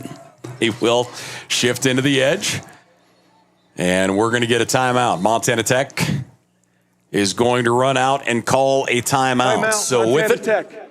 we'll take one as well. 2:29 left to play here in the first half. Montana Tech leading 17-0. We'll take a break. We're back to Bob Green Field right after this.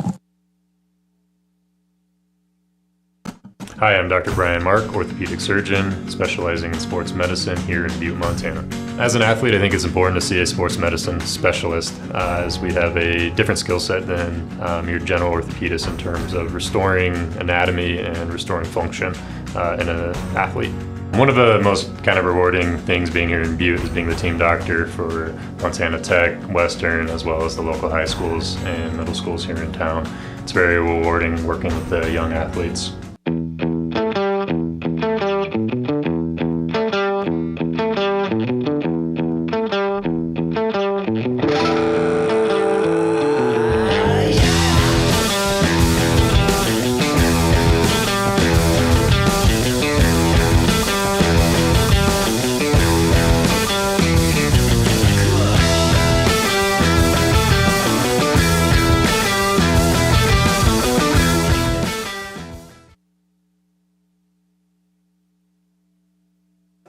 Back here quickly after the timeout as Montana Tech.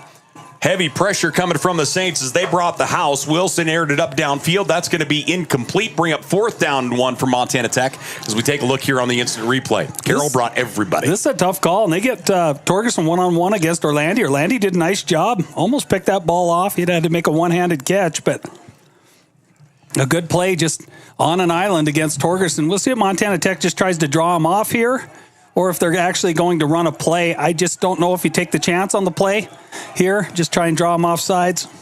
Torgerson goes in motion, and he'll get it, turns it upfield. He'll get tripped, but they're going to say he's down at the line of scrimmage. Carroll College going to get to him, and that is going to be a turnover on down. So the Saints will take over. That's a big-time play defensively. Yeah, Torgerson's not hurt. He's just mad at himself. He didn't expect to get taken down here. He thought he saw a little more. It's a good piece of tackling. Eli Abe getting into him and getting him swatted to the ground. Yeah, I don't know. I mean, it's tough. If you're Montana Tech, you know, maybe try and draw him off sides, punt it away, 223.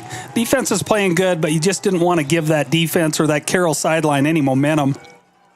1st down and 10, Saints, ball at their 46-yard line. Substitutions here, Carroll College. At quarterback is Stamps. Quinn Stamps is out of the shotgun. Stamps looking to his left, steps up. Stamps in trouble. He's going down. Stamps is sacked at the 40-yard line. A great surge to the last bit of this season. Anthony Oakes, just a speed rush off this side. Stamps hasn't seen much action this year. Carroll's been in a lot of close ball games.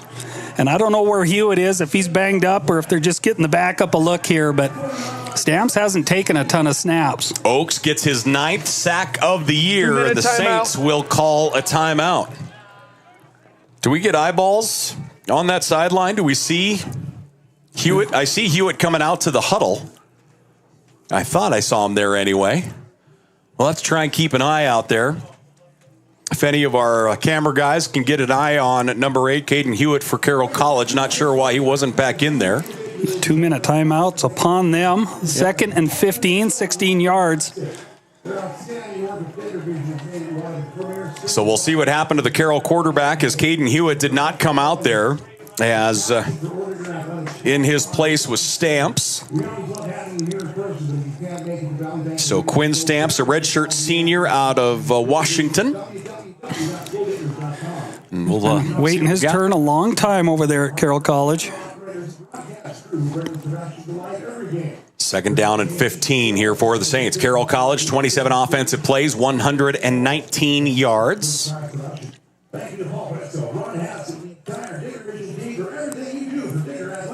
Hi.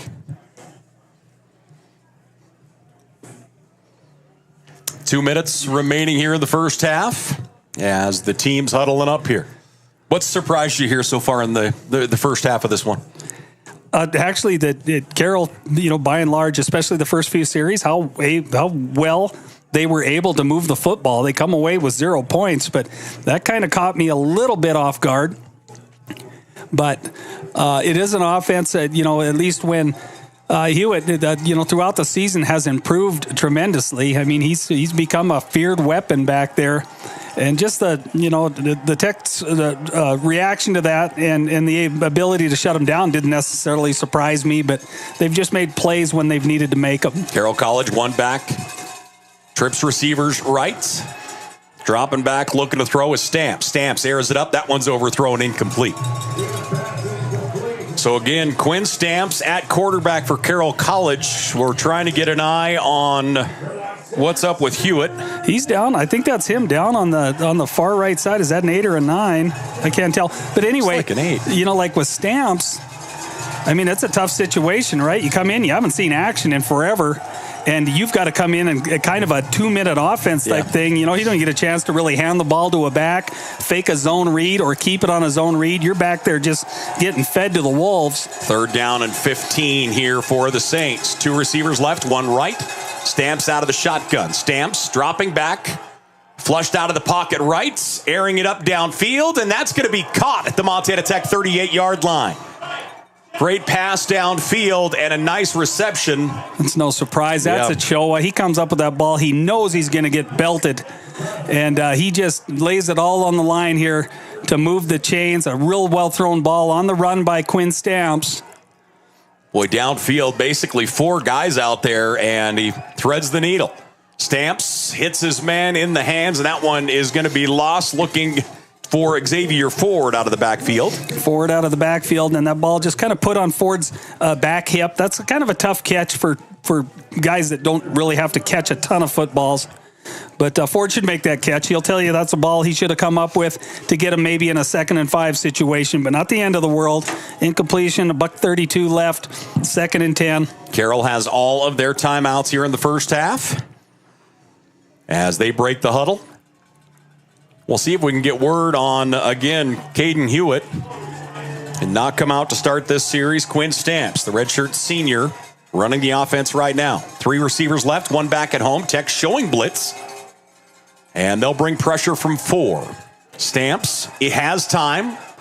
And he'll drop it off to Ford. Ford across the 35-30 to the 28-yard line. Ford delivers a hit, and he will get first down yardage as Tel Arthur there to make the stop. Yeah, Montana Tech dropping a lot of guys into coverage, rushing 4. Carroll's doing a nice job, a better job against a 4-man rush than they did last week against St. Thomas. St. Thomas was able to get pressure on Hewitt with a 4-man rush, and Tech struggled without bringing pressure here today. First down and 10, Stamp. He's looking into the end zone. Double coverage. Pass is caught. Does he get feet down? He does not. Boy, that's a tremendous catch, but not staying in bounds. This is a nice play by Connor Sullivan. I'm not so sure they're not going to take a look at this. The official's in a great position. I'm not going to question his call, but it had to be close. The official right on top of that. And that'll bring up 2nd down and 10 here for the Saints. It's a well-thrown football out of Quinn Stamps. As you mentioned, he's thrust into an awful difficult situation here. 1 receiver left, 2 to the right. Stamps has Ford in the backfield. Tech brings 4 up to the defensive front. Stamps puts him in motion. Stamps rolls out right. He has a lot of running room. Instead, he's going to air it up. Passes low, but caught. And that's going to be just shy of the first down marker at the 19-yard line. Yeah, good job of going low. Lincoln Holmes just lays his palm or the backs of his hands on the ground here and receives this ball. It's a tough catch. Keep this off the turf. He does a nice job. Yeah, no joke, especially with the heat that was on that pass. There was some zip on that bad boy. 3rd and 1, you're going to get a timeout here, but it'll be a chance for Stamps maybe just to hand the ball off here. 3rd down and 1 for the Saints as they will call their first timeout. Carroll College, 2 timeouts, trailing 17-0 as we are here in the second round of the NAIA National Tournament in Butte, Montana. Thanks for joining us. Carroll College had a first-round victory. Montana Tech had a first-round bye. These 2 teams met back on September 9th, if I remember right. 6th or 9th, one or the other. Diggs winning 30-19 in Helena. And their opener was a Thursday, right? Yes, it was. The 28th was that? Yep. As Western was here for the Copper game this year. So we will break the huddle, and up to the line of scrimmage we go. Carroll College, 3rd down and 1. Ball at the Montana Tech 19-yard line. They have 2 timeouts. I don't know if it's as much of a plan. Another thing to consider if you're Montana Tech, would they run the ball with Stamps? Looks like they're going to do a tush-push here of some sort. Long snap. And airing it up into the end zone. Passes underthrown, incomplete.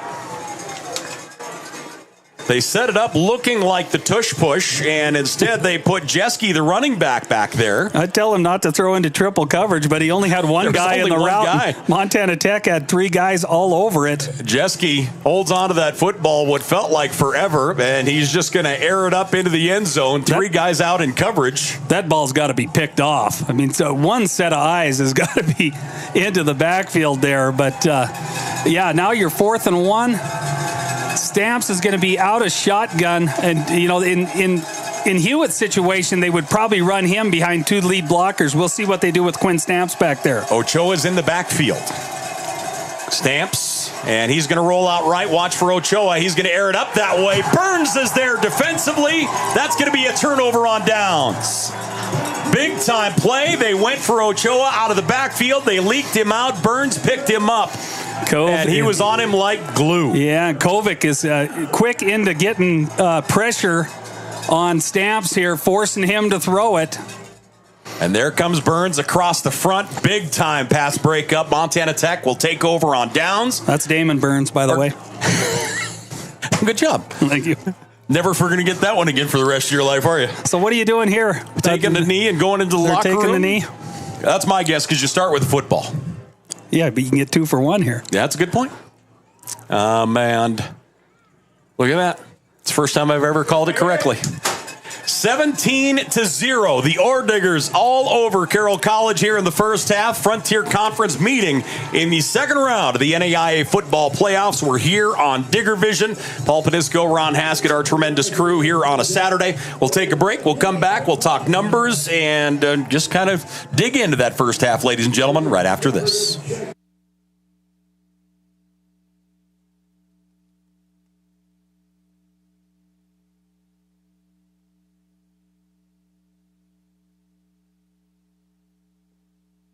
Even when you have to weather the storm, even when the unexpected happens, even when the local environment slows things down, we will get you what you need when you need it. We are committed to getting you back in the seat, back to work, back to what matters.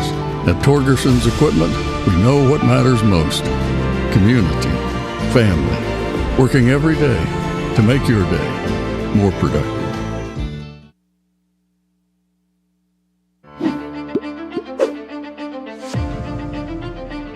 Nucor is a great company. They care about their people. They care about the environment. I've never been restricted to fall in a box. I've never been told that I can't do something. I saw it as a great opportunity to develop a career. You create your own destiny at Nucor. We're building something bigger out here at Nucor. Come join us.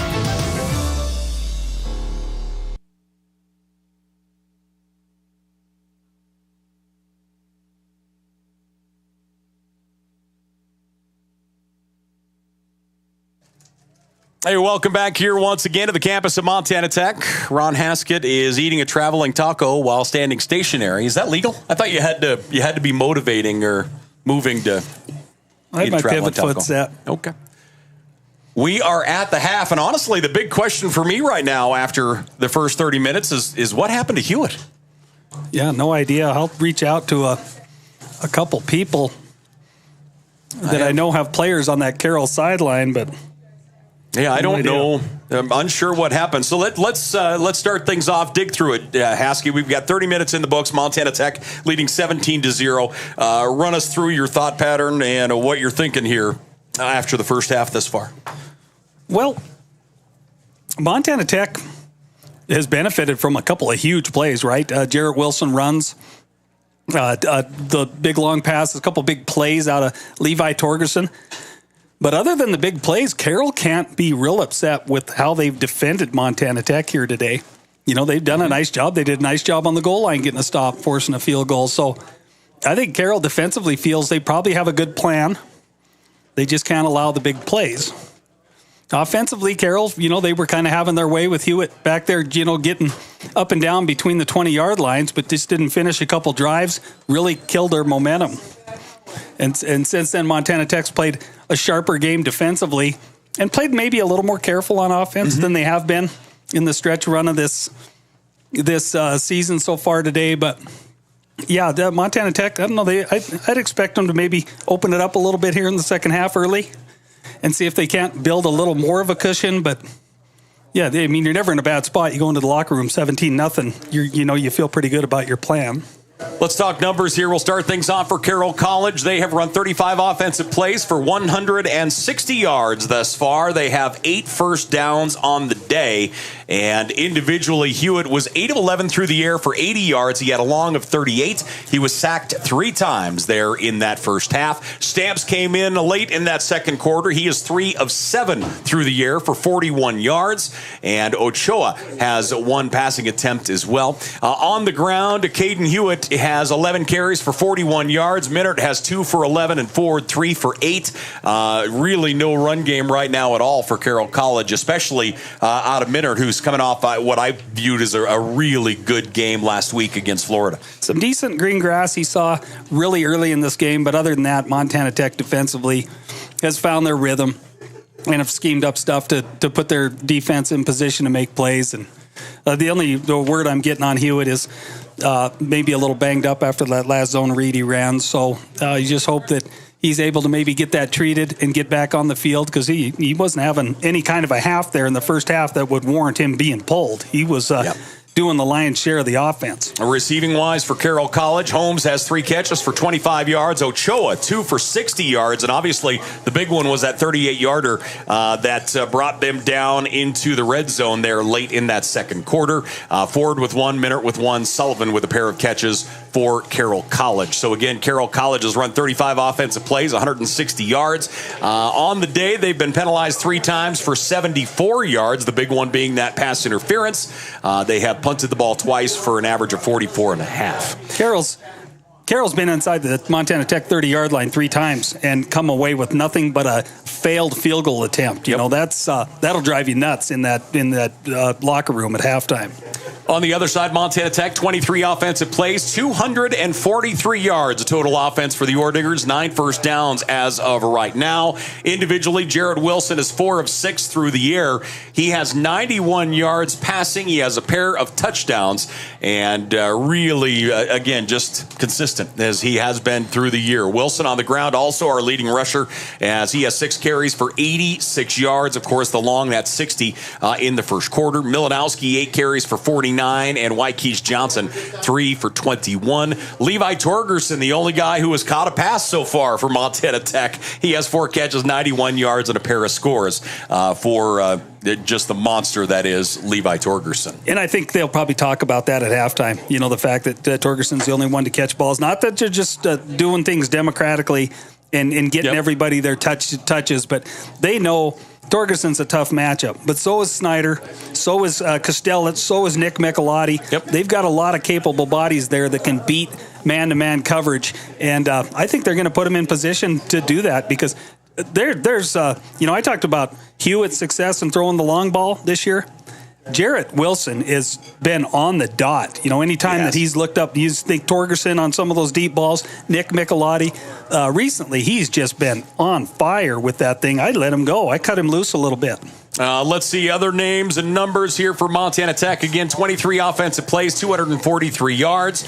They have 4 penalties for 49 yards as of right now, and they have not punted in this first half as of yet. So the Digs up 17-0 after 30 minutes.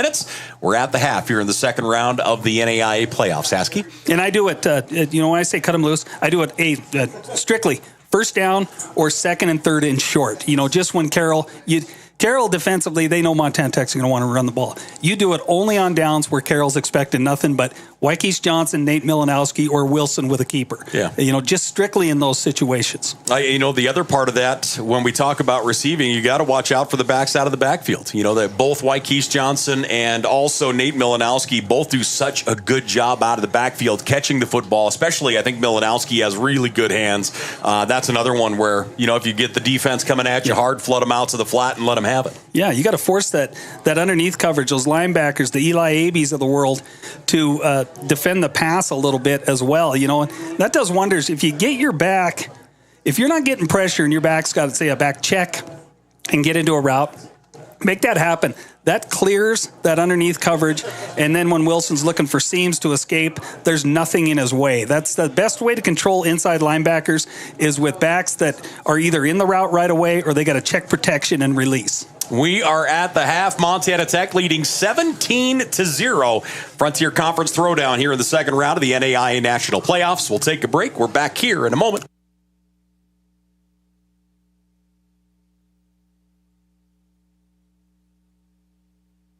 Hi, I'm Matt Steppen, Athletic Director at Montana Tech, and I want to welcome all members of the OREDIGGER family, past, present, and future, to the brand new Montana Tech Hyper Complex.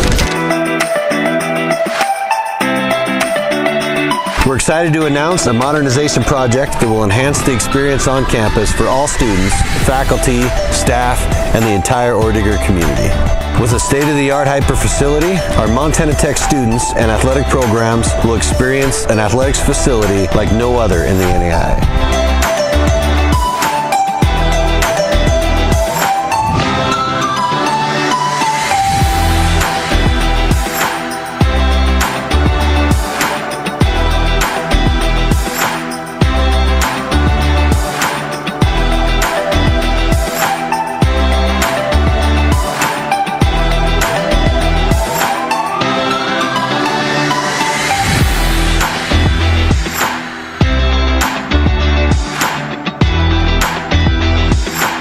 Excited to present to you the future of Montana Tech athletics.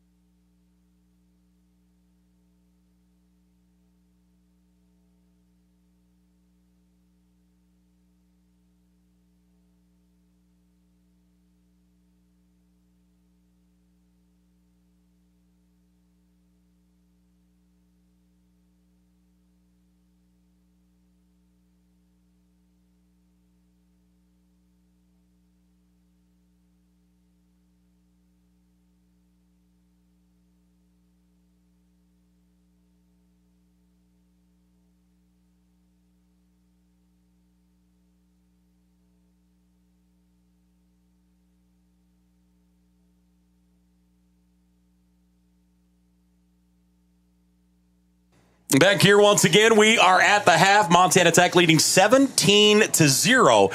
Frontier Conference matchup here in the second round of the NAIA football playoffs. The third time the two teams have met in the second round through the years. The last was 2005.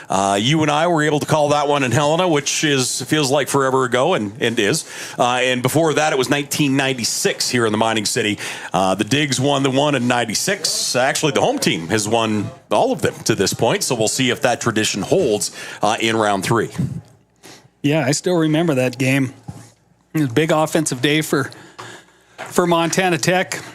Visiting with one of my old wide receivers, Lorenzo Snyder, this morning, just about that. Reliving a couple big plays he had in that game. Boy, a lot of good memories of those teams. I think not just the players that were impact players, but the couple of them that aren't with us anymore. You think about that and how lucky you are, like someone like me being able to relive those moments and share stories at the ripe old age of 59.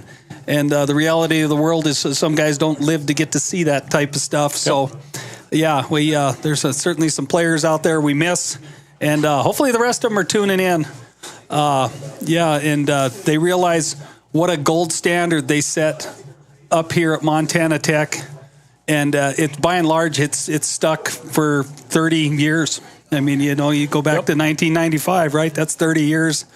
Even beyond that, 35 years, and it goes to a lot of that leadership that you're still seeing come back and support this program week in and week out. And it's incredible. Yeah, you see that in the northwest end zone corner there with the Amitad Club tents up. What Amitad has done for this Montana Tech football team is just incredible. The amount of money that they have helped raise, the things that they are helping do for this program. Buying new jerseys this year, last year they got the iPads so that coaches are able to see everything on the sidelines. All these different advances, all made possible because of the Amitad group. Every man, every time, all day. And, of course, all that goes back to Coach Green and company. But, boy, it is a loyal group, and they have been here every week. The coaches call every week, and it has been an awful lot of fun. And they have covered a huge amount of ground in just a couple short years. The absolute best salesman that's ever walked this campus, Bob Green, and the efforts he's made to keep the alumni intact. And of course, they all love to come back and see their old coach, no doubt. But he's got them fully engaged. He's got their wallets out and their hearts out, and keeping them in touch with this whole existence up here, regardless of who the head coach is. 17-0, Montana Tech with the lead. If the Digs hold on for another 30 minutes, they would host in the second round, or rather the third round, in the round of 8, if you will. But obviously an awful lot of football yet to be played as we move forward. So let's talk both sides. We've got specialists coming out, guys starting to get warmed up here. If you are Montana Tech, what are you talking about the locker room, and what are you grabbing some energy and kind of moving back out with here in this second half? Well, you're getting the ball to start the third quarter, right? And so they're talking heavy offensive strategy. They're chalking up what they're seeing front-wise, stunt-wise, and coverage-wise in that first half versus Carroll College, and figuring out ways to eat up clock and move the chains on the ground. But I'll guarantee you they're talking about, opportunities to sting this defense a lot like they did, a lot of their opponents, especially the second half of the season. Because teams were just coming in here saying, I dare you to throw it because you're not going to run it. And Montana Tech answered the call. They got to the point where they were throwing the ball more than they were running it in a couple of those games. And it's something you just really hadn't seen in the tenure here for Coach Sampson and his staff. So, yeah, I think it's, they want to get points on the board here with this first drive. Not just move the sticks. It all starts with one first down, but they want to put more points on this board and just force Carroll into an uncomfortable situation of having to really play catch-up. 17 points is nothing in a half of football. Yeah. But you get it up to 24, it looks a lot different. Well, and the other side of things is Carroll College coming down, getting ready for the second half. I guess it comes down to a couple things. If you have Hewitt at quarterback, if he's calling the shots, give us the prognosis, if you will, if Hewitt's at quarterback, and then give us what you think they're talking about and how you're preparing for the second half if Hewitt is out and Stamps is in at quarterback. if it stamps defensively, if I'm Montana Tech, I'm a little less worried about the quarterback run. I think they'd rather sit back there and let Stamps either hand the ball to one of those backs or stand in the pocket and get the ball delivered, throw the ball. But I think he's less of a vertical threat running the football, and so you'll have to make that adjustment defensively and make sure you talk that through, not just with your defensive calls, but just with what you got to pay heed to, on that defense, looking into that backfield. But I don't know if I'm not expecting Caden Hewitt to return. Yeah, so I think it's going to be Stamps, and you're going to have to adjust accordingly defensively. You just want to keep them off the field regardless of who it is. Yeah, and that said, as you mentioned earlier, 17 points is not a lot of points in a half of football at all. So, getting back the running game, establishing that running game, which was kind of non-existent other than Hewitt in the first half, is certainly something you had better be prepared for here in the second half. Yeah, and they're chalking that up. But this is it's one thing to find a way to run the ball. Montana Tech, by alignment, will show you some areas where you might want to attack, but they just close gaps so fast, and they get so many helmets to the football. They're just tough to run the football against. Plus, they're really good tacklers.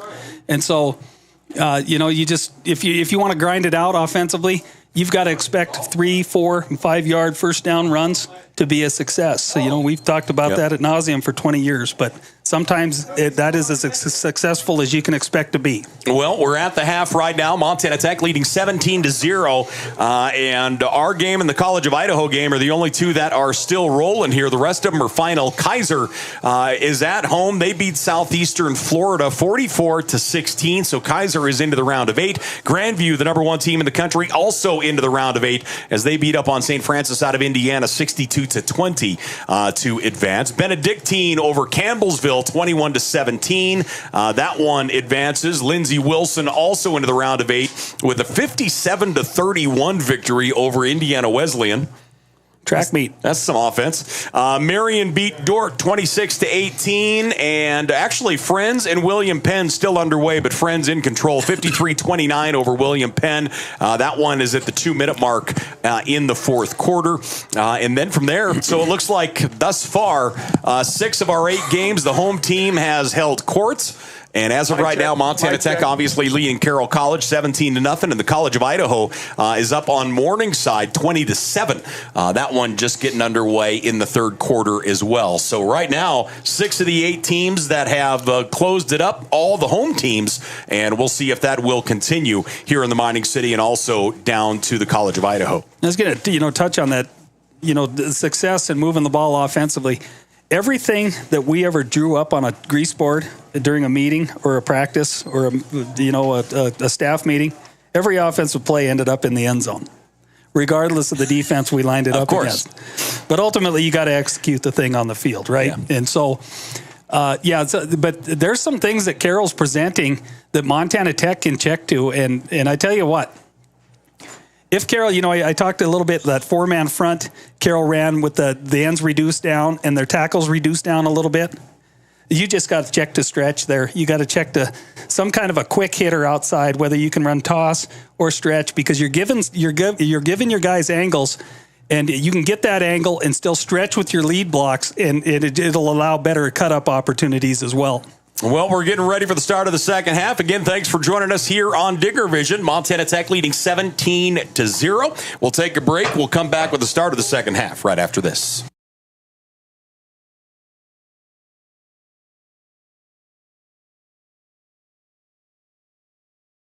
Trident 5550, the Case IH Combination Application System Solution. A couple of key points for model year 2024 are going to be the addition of a 135-foot spray boom for that enhanced productivity, and then AIM Command Flex 2, the ultimate in advanced spray technology, individual on-off nozzle control, a host of other features, making the most of your product application. To learn more, visit your Case IH distributor or caseih.com.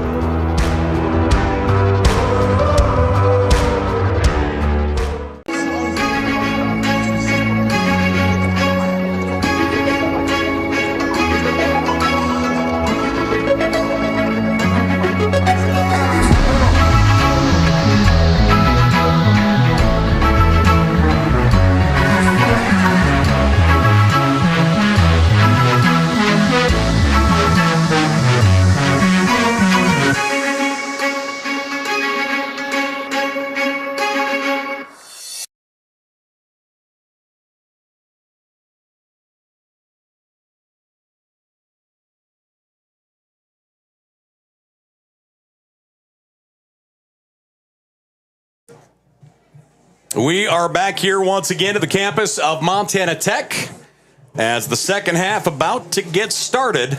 We have several thousand people that don't realize that in the tailgate. I didn't eat anything at the tailgate today, did you? Nope. No, and it looked good. The Evatad Club had burgers. Someone looked like the Thatcher Camp had pork chops out, but I was able to stiff arm that and just eat a walking taco up here. Yeah, it's good to see. I just pointed out the Montana Tech offensive front guy that went down in the first half, Garrett Graves. Chase Graves. No, I apologize. Yeah. Or Chase Meyer, excuse me, not Graves. I haven't seen Graves back out here yet, but Meyer's back up and running. And he's kind of working out on the sidelines. Might see him as we continue. Kickoff deep into the end zone. Montana Tech will start at the 25-yard line. That's a good kick. He even kicked it left-footed. That one gets blasted into the back of the end zone. So again, thanks for joining us. The second half about to get rolling here as the Montana Tech offense will start here with the football. As they have run 23 offensive plays, 243 yards. Jarrett Wilson is 4 of 6 through the air for 91 yards and a pair of scores. He has 86 yards rushing as well. Not a huge play load, 23 plays. No, not at all. Split backs, one receiver wide left. See if they send him in motion, and they do. Torgerson across the formation. Wilson eyes the defense, snap a little low. He'll hand it off. Milanowski, nowhere to go.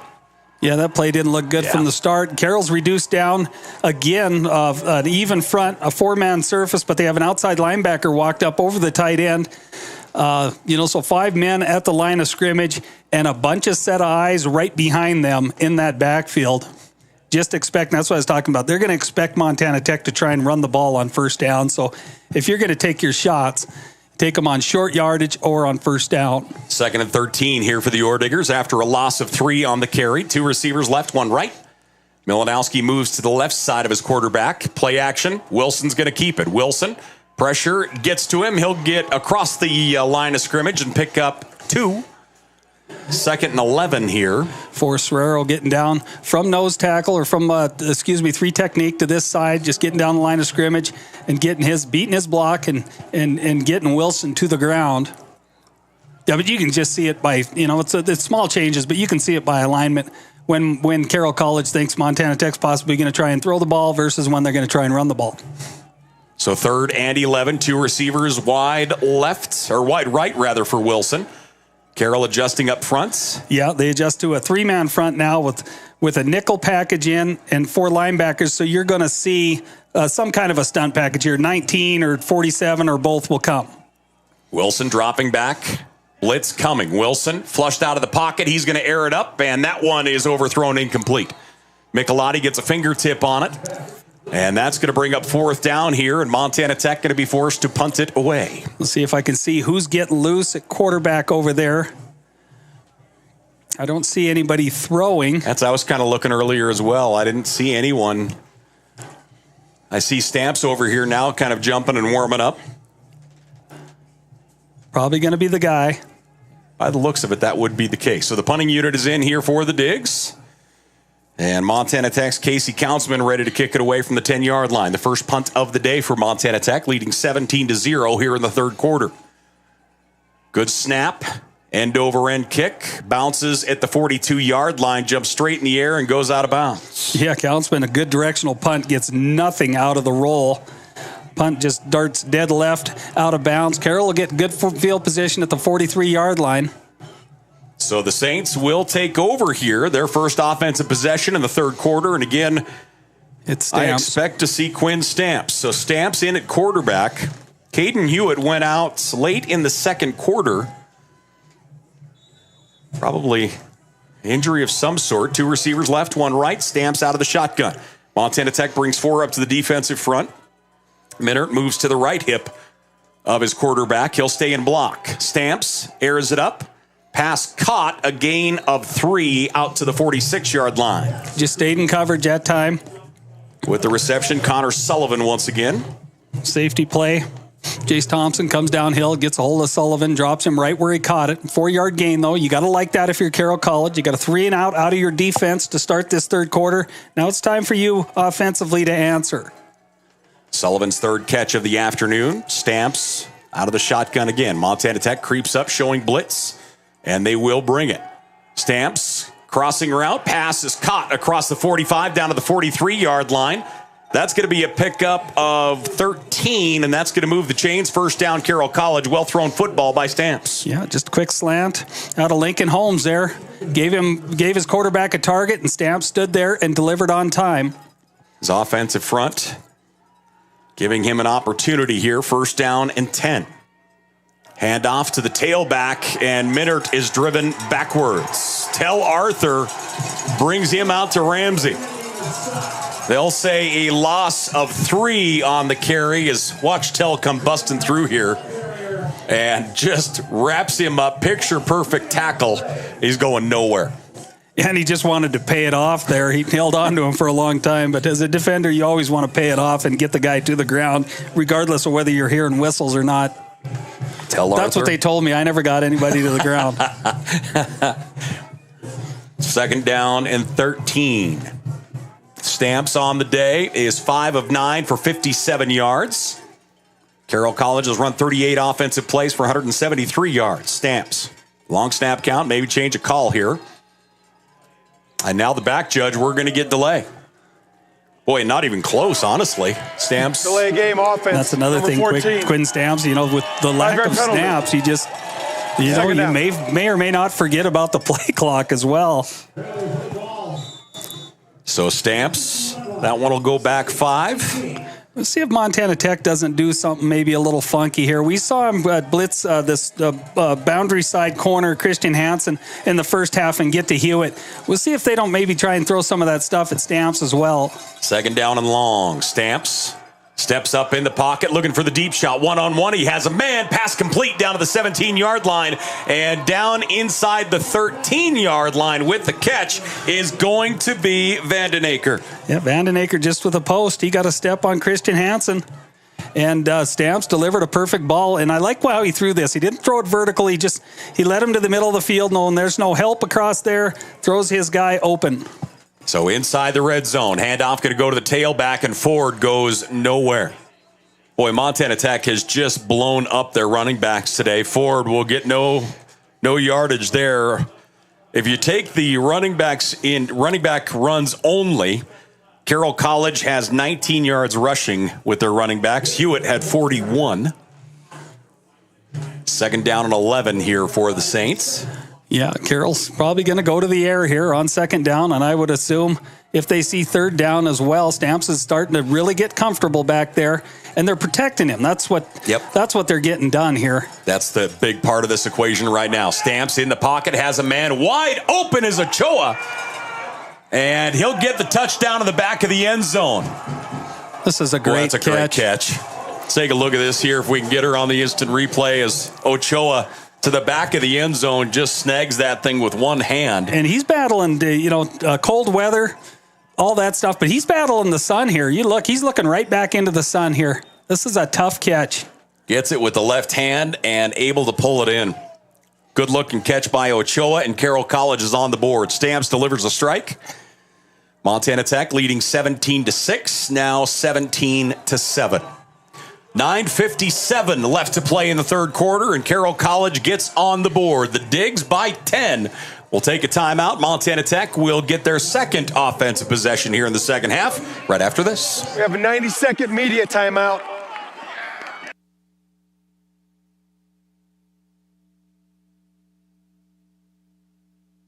Hi, I'm Matt Steppen, Athletic Director at Montana Tech, and I want to welcome all members of the OREDIGGER family, past, present, and future, to the brand new Montana Tech Hyper Complex. We're excited to announce a modernization project that will enhance the experience on campus for all students, faculty, staff, and the entire OREDIGGER community. With a state-of-the-art hyper facility, our Montana Tech students and athletic programs will experience an athletics facility like no other in the NAIA.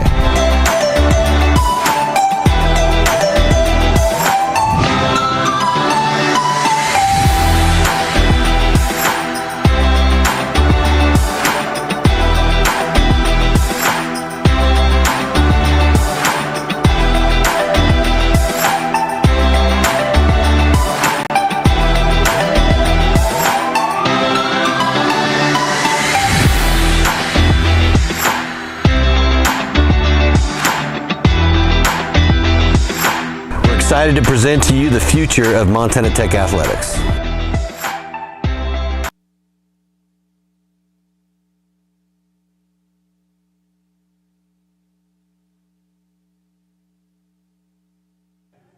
Hey, welcome back here once again as we get a look at our crew. I will say, you look at fans in Butte, Montana, and in Montana in general, they know how to dress for a football game. Look at this. Multiple layers, hats, sunglasses, gloves. People know. And they look comfortable. They honestly do. Look at that action. Again, thanks for joining us. It is the third quarter. Carroll College on the board as they put up 6 plays, 58 yards, 7 points. They have run 41 offensive plays. Stamps playing real well right now. 7 of 11 through the air, 108 yards and a score. You know what else I realized? Is my hunting friends have way warmer gear than my golf friends. Yeah. My golf gear is not near as warm as the hunting gear that they have out there. Not even remotely. Kicking unit is out for the Saints. And Montana Tech getting ready to get this return set up. Do we know who this kicker is? There's no 40 on the roster, so. Okay. I'm guessing Klaus. And Torgerson will bring the return out across the 15-20, cut back at the 25, and into the pile and out of bounds at the 30. That's kind of question, and Levi bringing that out. He was 5 yards deep into the end zone when he fielded that, but he's probably got an itchy trigger finger as well. He wants to get that ball and get going. We'll see what Montana Tech does here. If they go to the play-action game here on first down, Carroll's not just dead set on not letting them run the ball. You'll probably see it by a lineman here on this first down play. But also, if I'm Carroll College, I'm thinking, they got him on a 3-and-out. Maybe we'd expect a little play-action pass here. So stay engaged defensively, both on the pass rush. They're back to a 3-man front, so I'd expect a stunt again here. Man goes in motion. That's Michelotti. Wilson out of the shotgun. And Wilson rolling out. Downfield has Michelotti at the 45 and out of bounds at the 47. That's going to be a pickup of 17. And a first down for Montana Tech. That's only the second receiver to catch a ball for Montana Tech today as Michelotti gets his first reception and moves the chains. Yeah, and they know that. They know that. You don't have to sit here and tell them that Michelotti's a matchup nightmare, but he can run, and he's a big target, good hands, good after he catches the football. You just have to keep him engaged. First down and 10, Montana Tech, one back, receiver on each side of the formation. Jared Wilson. 5 of 8 on the day. He's going to run it. Design run the whole way. He's across midfield down to the Carroll 48-yard line. That's going to be a gain of 5, nearly 6. Thomas Walkup getting in a little heated discussion with outside linebacker Gleesman that time. Good piece of running by Wilson. Didn't look like there was much there. Just a real subtle little cut up, got his body skinny, turned it sideways, and was able to pick up 4 yards. Second down and 6 here for the OREDIGGERs. On to the Carroll College side of midfield. Carroll, 4 guys in the defensive front. Looks like a mix-up in the secondary. Wilson dropping back, wants to throw. Looking for Torgerson. That one's batted down. Great play in the secondary that time as coming up and making the play is Larson. Yeah, Elijah Larson. That ball just, Torgerson had the room, right? He was open. When Wilson saw him, he was open. But Larson had a little more vertical leverage there. Yep. You just got to flatten that ball out, lead him a little bit to the sideline there, throw him open, and you're going to be okay. So third down and 6 here for the OREDIGGERs. Torgerson he's really good at adjusting to a ball like that. There's no problems there. Parker Johnson will check into the ball game. Parker, the senior out of Helena. 2 receivers right, 1 left. Torgerson here on his near side. Milanowski in the backfield. Torgy goes in motion. Carroll College showing pressure. Torgy flattens out, goes right. Wilson in trouble, flattens it out, drops it off to Milanowski. Milanowski to the 40-yard line. That's going to move the chains. That's good action. Get Torgerson mixing it up a little bit with his hip-hop motion there and getting a dead T side here and leaking the back out into the backfield. Well, and we talked about it at half. Both of these tailbacks have such good hands. They can catch the football so well. Tremendous offensive weapon right there. And Milanowski gets his first catch. He'll move the chains. 1st and 10 from the 40-yard line for the OREDIGGER. They just got to advance through the playbook is all. I mean, you get comfortable running your stuff, right?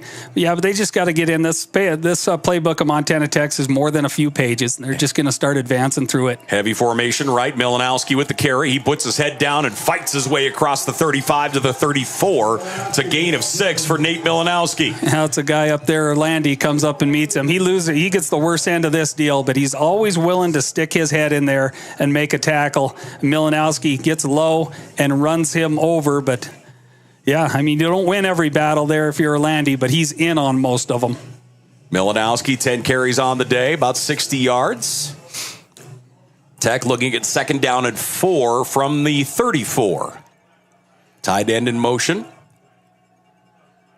And Carroll showing blitz. Play action. Wilson wants to throw. Pressure coming. Wilson gets rid of it and drops it off. Johnston makes a move and pulls it in. That's a huge catch by Parker Johnson, ladies and gentlemen. He doesn't get many balls thrown his way. You know, he's in there on a lot of running downs. But I tell you what, every time he's asked to make a play, he makes it. He does a great job. Been riddled with injuries his whole career, and he's asked to make a play there, and this ball almost looks like it's up for grabs, and he just goes and gets it. Parker Johnson, who we have said before and will continue to say, if he didn't have bad luck, he wouldn't have any luck. Just love that kid. Great catch. 1st down and 10, Montana Tech. Ball at the 25-yard line. Michelotti goes in motion. Wilson is going to hand it off, and Milanowski turns it upfield. Good footwork down near the 20-yard line. Yeah, nice little cut there, cut up, and then a little jump cut out. And, boy, they're all over Wilson. You can see it now. They've got somebody assigned to him on every zone read. And I like what Montana Tech's doing here. You're seeing that time was that 4-man front with the reduced ends, and Montana Tech just ran stretch at it. You can stretch them out. You're not going to make huge plays, but I think you can clip them, 4 and 5 yards at a time that way. Milanowski's the only back we have seen here for a little while. 2nd down and 5. I was just going to say, Wykees Johnson might be a little banged up. He's down on the sidelines. Play action. Wilson wants to throw into the end zone one-on-one, and that one, boy, it looked like Michelotti went to make a move to the near side pylon, and that one sails up over the top here as Wilson aired it up. See what Montana Tech's thinking offensively, on a cold day. Ooh. Tough handles, yeah. Hello. Okay. Well, there might have been a little gropage. There you go. Look at the hand on the arm there. Yeah, I mean, it's 3rd down and 5 here for Montana Tech. Man in motion is Torgerson. He'll line up in the pistol. And he'll get the ball. He's going to throw. Nope. He's going to throw back. Wilson gets the catch. Wilson is into the end zone. Touchdown Montana Tech from Levi Torgerson to Jared Wilson. Torgerson sits in there under pressure here like he's doing this 50 times a game. Look at how comfortable he is. He just steps up, bang. That is just nuts. Torgerson has thrown his 4th touchdown of the year. Jared Wilson with the reception. Montana Tech up 23-7. That's incredible. I mean, there's a lot of traffic there, and he does it like made it look so easy. He's making a living at it. And the PAT is money. Montana Tech leading 24-7 as the Digs up over the Saints. Carroll College will get the football back, ladies and gentlemen, after this.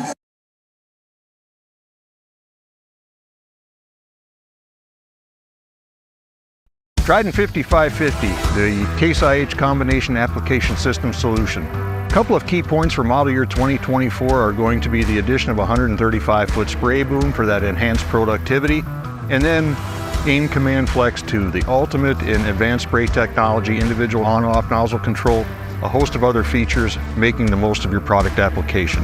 To learn more, visit your Case IH distributor or caseih.com.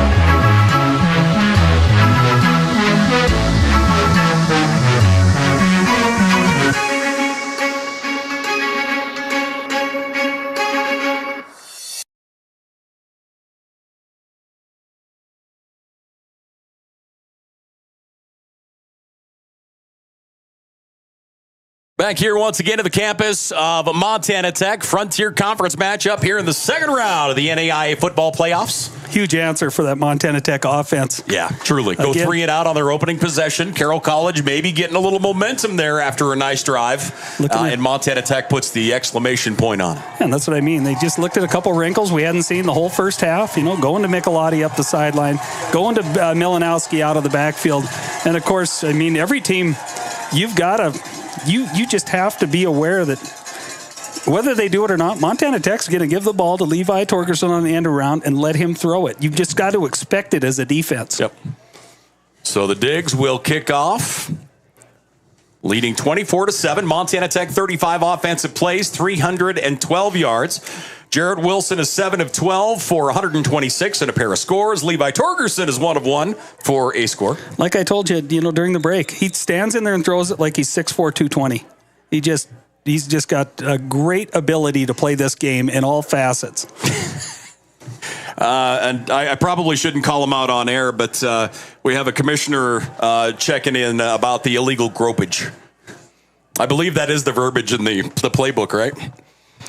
So the kickoff, downfield, bounces at the 5-yard line. Carroll College sets up the return across the 10, 15, 20. Sullivan again, another great return. He's across the 40 and smashed out of bounds at the 45. Did you see him lose at about the 15-yard line? Watch him here. He's running. He loses the ball. He's got to juggle it and keep going, but he loses that football.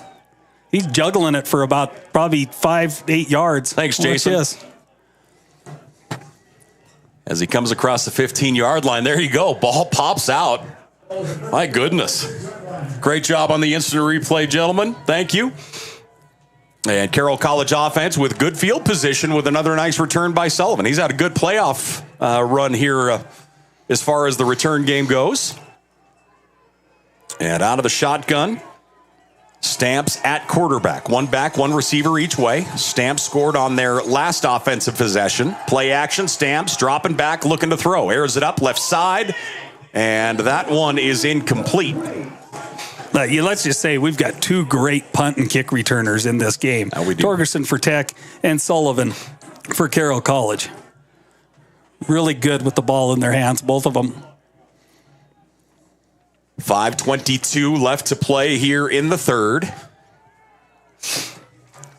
And up to the line of scrimmage we go. 2nd down and 10 here for the Saints. 1 receiver left, 2 to the right. Stamps looking at a 4-man defensive front. Montana Tech bringing pressure. Ford gets the carry. He gets off tackle left and barrels his way across midfield. Almost a great play in the backfield. Yeah. Anthony Oakes getting down the line of scrimmage. Got into Ford's feet just a little bit. Couldn't get quite enough of that paw into the feet and trip the runner, but he's close. 3rd down and 4. Actually, they'll say 3rd and 5 officially. I think if Carroll College gets half of this on 3rd down, they will go for it on 4th. But if they're unsuccessful, I would expect them to kick it away. Stamps at quarterback again. Caden Hewitt went out. I want to say Stamps with 2 offensive series in the second quarter. Stamps out of the shotgun. Man in motion is Sullivan, and Carroll College going to call a timeout. Coach Purcell came across and called the timeout. 4:36 left to play here in this third quarter. Montana Tech leading 24-7. Frontier matchup here in the second round of the NAIA playoffs. We're here on Digger Vision with the timeout. We'll take one. We're back in just a minute.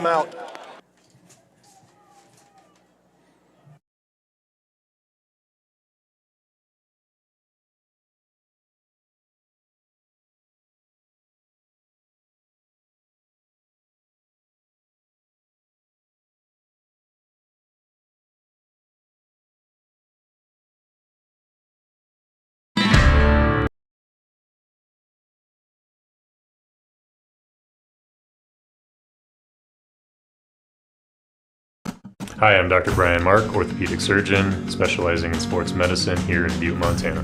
As an athlete, I think it's important to see a sports medicine specialist, as we have a different skill set than your general orthopedist in terms of restoring anatomy and restoring function in an athlete. One of the most kind of rewarding things being here in Butte is being the team doctor for Montana Tech, Western, as well as the local high schools and middle schools here in town. It's very rewarding working with the young athletes.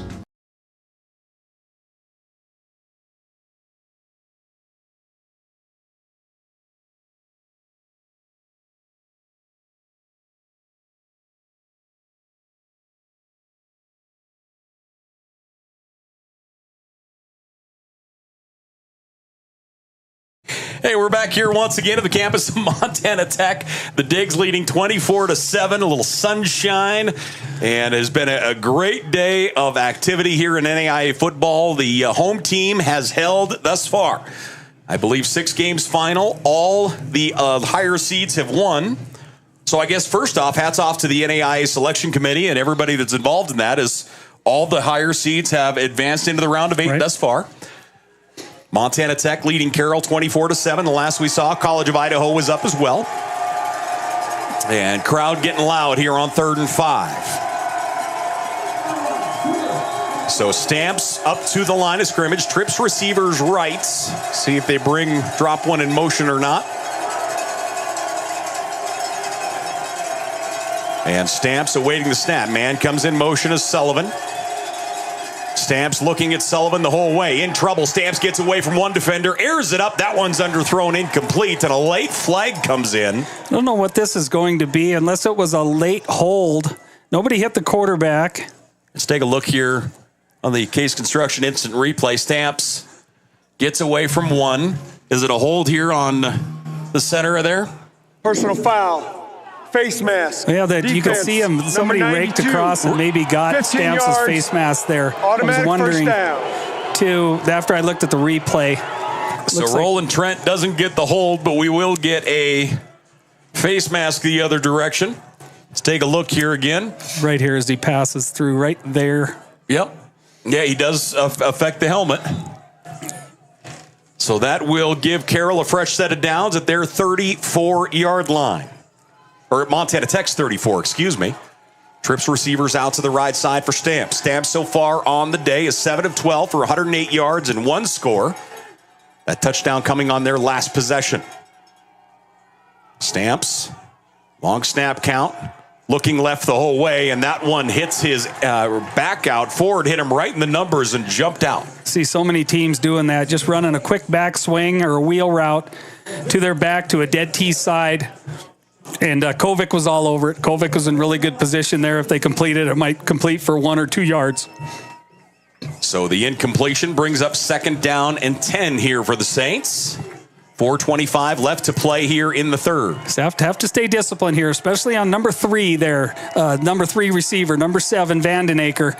They'll try and get him on an over route here or a post. Tech will rush 4. Stamps in the pocket. He's looking right side. Deep ball into double coverage. That one is intercepted. No, touchdown Carroll College.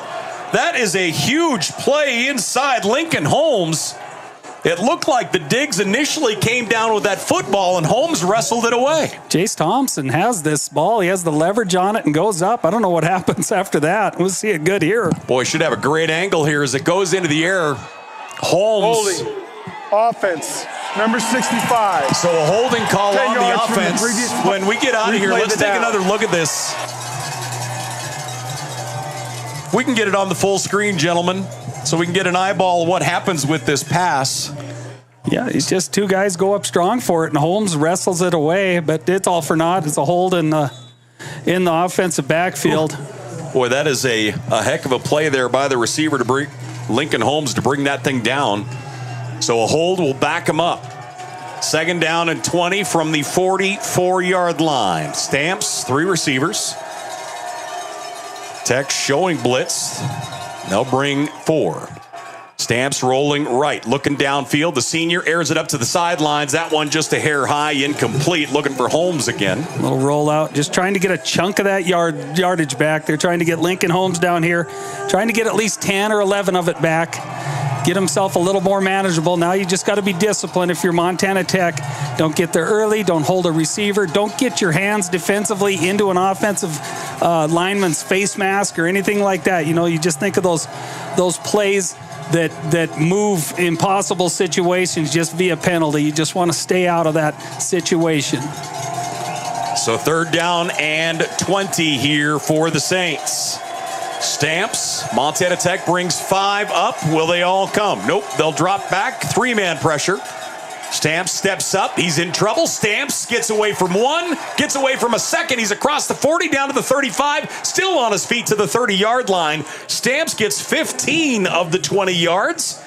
And that is a heck of an individual effort by Stamps, as he just was deflecting off of people like a pinball machine. Great effort to get through a leg tackle just as he decided to run it here. That's tell Arthur he doesn't miss very much, but Stamps just determined to go get some of this yardage back. Great effort. Yeah, he's done a nice job here, especially in this second half. Stamps, 3 receivers right, 1 left, 4th down and 6. You got to just watch this choice route here. Tech is going to call a timeout. So Montana Tech will call a timeout. 3:26 left to play here in this third quarter. The Digs up 24-7. Frontier Conference matchup here in the second round of the NAIA football playoffs. We're here on Digger Vision. We'll go ahead and keep it here. They're talking about what they see out of a bunch set. I'd expect them to just, they run all those combinations out of those bunch sets, right? But I'd expect them trying to scheme something to get Ochoa open on a choice route just about 7-8 yards downfield. Let's talk about it from a coaching perspective. They come out and they obviously, like you say, they're seeing how you're lining up, seeing what you're going to bring to the plate. Were you a big fan of changing your formation and coming out looking something completely different, or were you a fan of coming out with the same look and kind of running what you originally had on paper? What I would have did, back when we used to scheme it, I would see that set and how they did it. I would start in a different set and either shift to that or motion to it to ultimately be in the same set at the snap of the football. But there's certain motions with defenses and stuff like that cause automatic checks. Yes. And it might automatically check them out of what they want to do defensively. So, but we used to change it and just motion to it. Okay. 4th down and 6 here for the Saints. Butte, Montana getting loud here. As out of the shotgun, Stamps. Tech brings 3 up to the defensive front. They'll bring a late 4th. Stamps in the pocket, flushed up, in trouble, gets away from 1, gets away from a 2nd. He's approaching the line of scrimmage, and he gets 1st down yardage.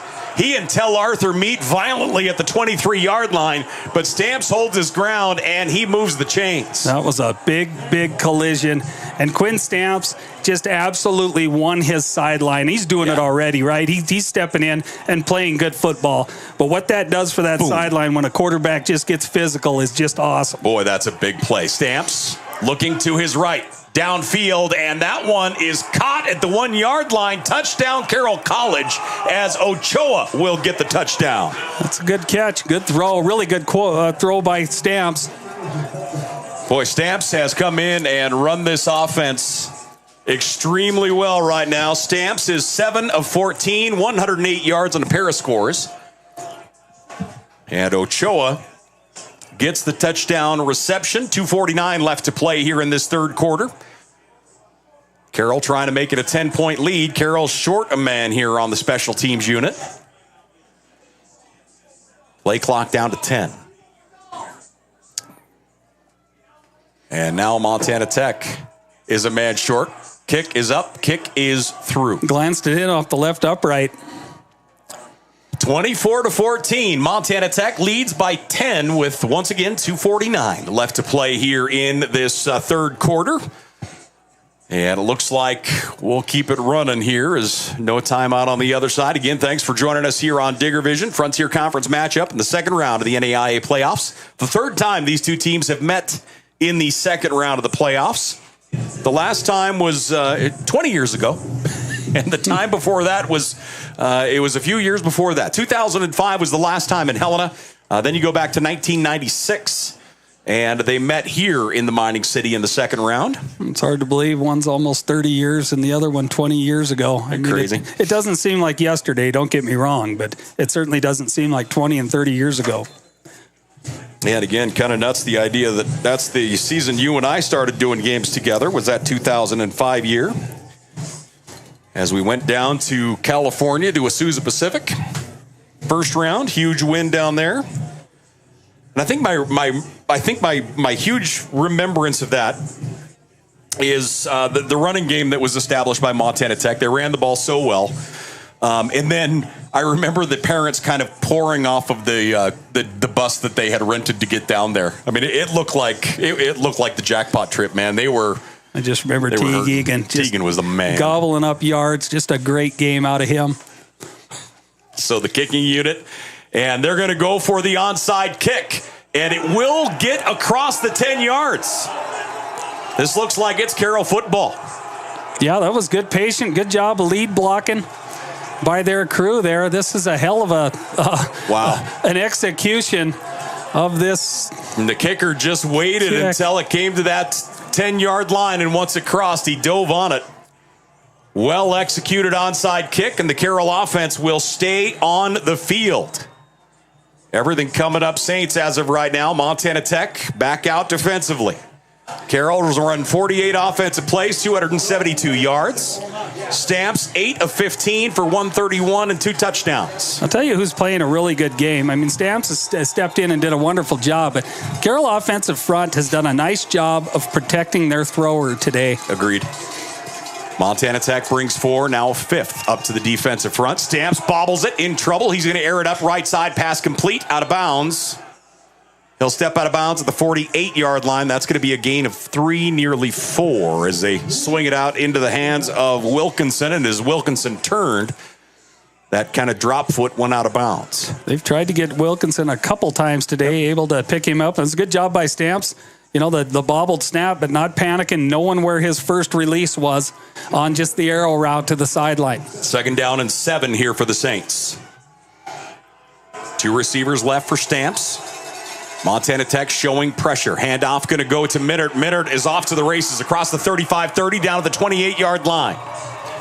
Minnert with a big run as he'll take off for 24, and Carroll College will move the chains and keep it rolling here in the 3rd quarter.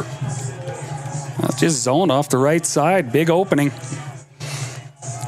Quickly to the line of scrimmage come the Saints. Stamps. 1 receiver left, 2 to the right. Minnert in the backfield. They're going to run reverse pass, looking downfield to Stamps. Stamps hits his tight end, and Ochoa is going to get into the end zone.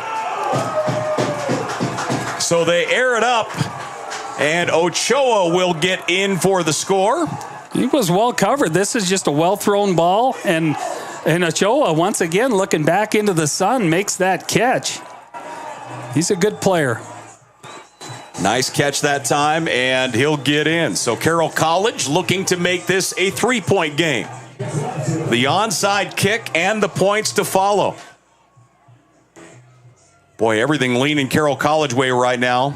Montana Tech needs to wrestle some of this momentum back. Snap a little high, able to dig it down, and that one will sail up and over. 3-point advantage here for the Digs. 24-21. Montana Tech up over Carroll College. Frontier Conference matchup here in the 2nd round of the NAIA football playoffs. This has changed the dynamic of this one a big way. Yeah, you have to have a... Nucor is a great company. They care about their people. They care about the environment. I've never been restricted to fall in a box. I've never been told that I can't do something. I saw it as a great opportunity to develop a career. You create your own destiny at Nucor. We're building something bigger out here at Nucor. Come join us. Hi, I'm Dr. Christopher Stanger, and my specialty is adult hip and knee reconstructive surgery. I chose this specialty because it helps patients achieve their maximum functioning potential here in Butte, Montana. I like to ask the patient how their problem is impacting them, what their desires are, so that they can return back to their levels of activity. I can help patients achieve their maximum functioning potentials and, in turn, help them with their pain.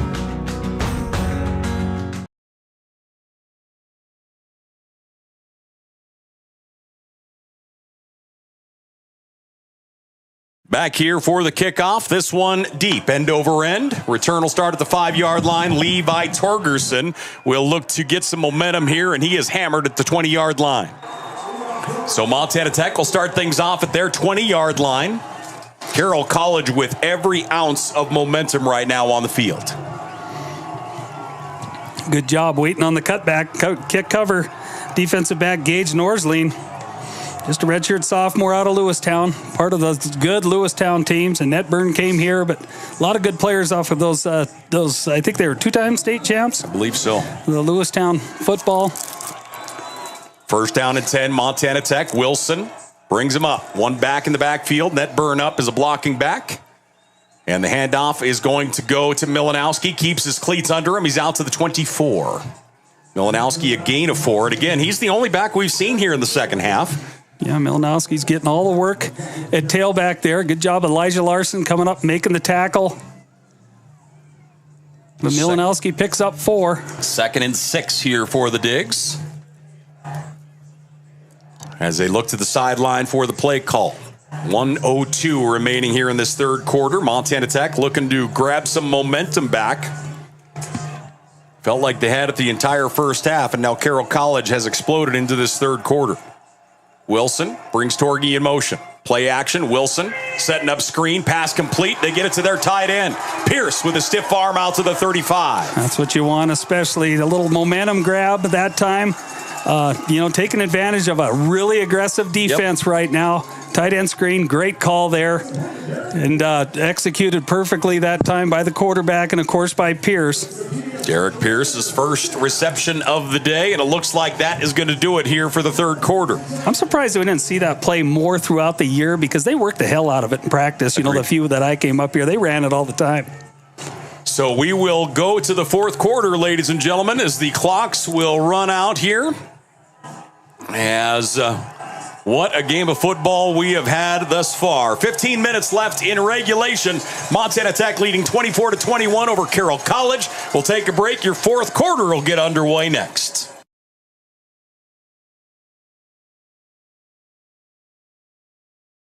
Hi, I'm Dr. Jessica Reisig, an orthopedic surgeon here in Butte, Montana with specialty training in foot and ankle. I chose orthopedic surgery because I get to actively help my patients enjoy their lives.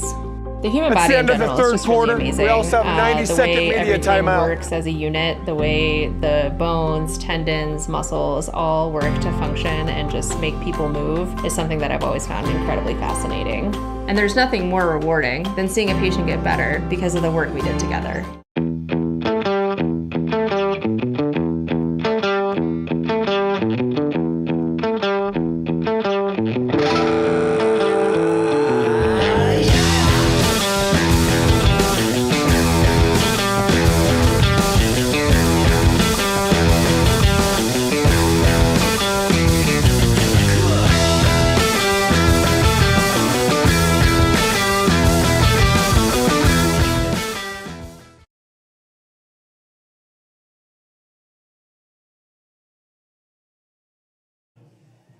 OREDIGGER football here on Digger Vision as we go into the fourth frame. Montana Tech leading 24-21. Paul Panisco, Ron Haskett here on a gorgeous Saturday afternoon in the mining city. Sunshine took the snow off the field, and again, for the weather we were expecting today, it has been awfully darn nice here in Butte. So Montana Tech's offense. Play's been good. I mean, you got to credit Carroll College for not laying down. Their starting quarterback goes out of the game late in the second quarter, and a credit to the experience you get back there. Quinn Stamps is in about his 6th year over there, and he stuck around possibly for this opportunity, right? For the experience, an older young man getting in there, not being overcome by the moment, and he's making plays, and Montana Tech's just got to regroup. But, they make a couple first downs here on this drive. They just got to finish the deal. I mean, they just got to finish the deal and stay active and keep all personnel involved. You got to hit them with the pass when they're expecting run. You got to hit them with the run when they're expecting pass. You got to, keep Michelotti involved. You got to keep Milanowski involved. And your quarterback. They haven't run Jarrett Wilson much here in the second half, but he's going to get opportunities within this, these series to make big plays and move the chains. He just got to answer the bell. First down and 10, Montana Tech, as we start the fourth quarter. The Digs with a football and a 3-point lead. Carroll brings 4 up to the defensive fronts. They're going to give it to Torgerson, coming back here on the near side. Good block across the 40. And gets hauled to the ground by his helmet at the 44-yard line. That was a great seal block out here on the edge to allow Torgerson to get the corner. I mean, you got to run the perimeter. You risk holds, right? That's just a good job by Netburn. Yeah, Netburn does a great job downfield. And Torgerson, they grab him at the base of the helmet and Nedburn's a big old dude, but he runs really well. He runs really well. Just a redshirt freshman, again, out of Lewistown, but he does a nice job as the H-back, fullback / tight end on this offense. He does a really nice job, and he's quick. You know, you look at the success Montana Tech has had in the running game this year, especially early, and a lot of it is because of Nedburn. 2nd down and 2. And this is design quarterback run. Wilson straight ahead across the 45 out to the 47. That's 1st down yardage. Just exactly what they wanted there. Wilson with both hands on the ball. He knew he was going to secure the 1st down. Next challenge is to hold on to the ball through contact. Just playing smart, playing like a seasoned vet, just a redshirt freshman. Doing a great job here, helping out his offense. But you got to keep mixing it up here. Tech has run 38 offensive plays, 336 yards of total offense. Wilson has thrown for $146 and run for 92.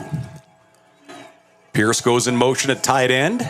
Wilson fakes left, rolls out, looking downfield, airs it up, has a man, Torgerson. Torgerson across the 40, 35. He's inside the 30 to the 28-yard line. Levi Torgerson will move the chains again. That is catch number 6 on the day. He has about 125 yards receiving, and Montana Tech is across midfield. They catch him rolling for half field. They roll a safety down, but the free safety's rolling from this side of the field. So did it look like nobody was over there? Carroll's in zone coverage? Yes, nobody was over there. And a good job by that offensive front, giving Wilson time to wait for Torgerson to pop on that corner route. Levi Torgerson, 6 catches, 124 yards, 2 touchdowns. He's also thrown a touchdown today. And out of the shotgun, Wilson once again. Ball at the 28-yard line. He wants to throw. Pump fake once. Wilson in trouble, trying to get away. Wilson is going to go down. Wilson is sacked. That is going to be a loss of 5. Is that the first sack of the day? That is the first sack that has been given up today. So a loss of 5 will bring up 2nd and 15 here for the OREDIGGERs. Carroll College, good pressure from the left side of the formation. They had a lot of bodies at the snap of the football there, right at the line of scrimmage, if I saw it correctly. So Montana Tech still going to take their time here, right? They're going to take their time, get a good call in, a little change of personnel. This time Christian Vetter coming into the backfield. Christian Vetter, the senior out of Butte, Montana. So it's looking like, to me, they're telling me they're going to throw the ball here, and they want mass pass protection.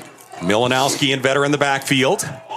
Wilson tries to get up, and he's going to get downed again. Back-to-back sacks for Carroll College. Getting there that time is going to be Ali. So Ali will get the sack. There's a flag down, I assume. Boy, it's in that holding territory here. Yeah, and that's just a good pass rush, right? Carroll absolutely selling the farm and going after him. Montana Tech's got max pass protection. They got 2 backs in the backfield. They got to check blitz and get into their 20. routes. That penalty's declined. And it looked like Milanowski did check and get into his route, but they declined the penalty. They did decline the penalty, so that's going to bring up 3rd down and long here for the OREDIGGERs. Pierce will come back in at tight end. See what Montana Tech, how they treat this. They do have a first team all-conference kicker in Casey Countsman. And, yeah, I don't know if they're comfortable at this distance. We'll see if they just don't try and go get half of this back and then make a decision to go or kick. 1 back, 2 receivers for Jarrett Wilson. Play action. Wilson's going to run it. Wilson not going to get the edge. He's going to get taken down deep. That's going to be a loss of 5. Back-to-back losses on the offensive side for the Digs. Carroll College's defense making big plays there. That's Marcus Evans. I believe he was a Helena Capital commit to the University of Montana and transferred back to his hometown, making a big play there in the backfield. Good player. His dad, Scott Evans, was a nightmare for us when he played outside linebacker down at Western.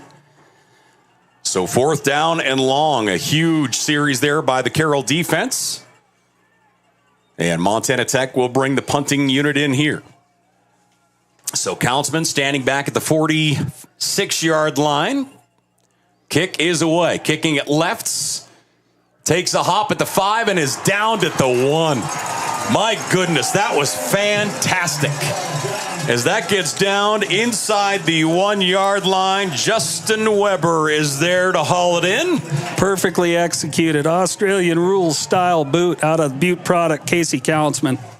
Just perfect. Take a look at this here. If we see Weber making a move on it, bounces at the 5. Weber backs up, checks his heels, down. That's fantastic. So Carroll College will take over at the 1. See me giving you a little 6-7 there? No, I'm just not going there. Just not going there. 10:50, you're 60, man. Come on. I know. That's the joke. 1 back, offset eye. Minert goes in motion. Quarterback run. Stamps head straight ahead out to the 3. Just trying to get a little breathing room. I mean, Stamps going to step back and throw the ball. He's going to be standing in his own end zone, but they just don't want the gold goalpost hanging over his shoulder as he's trying to do it.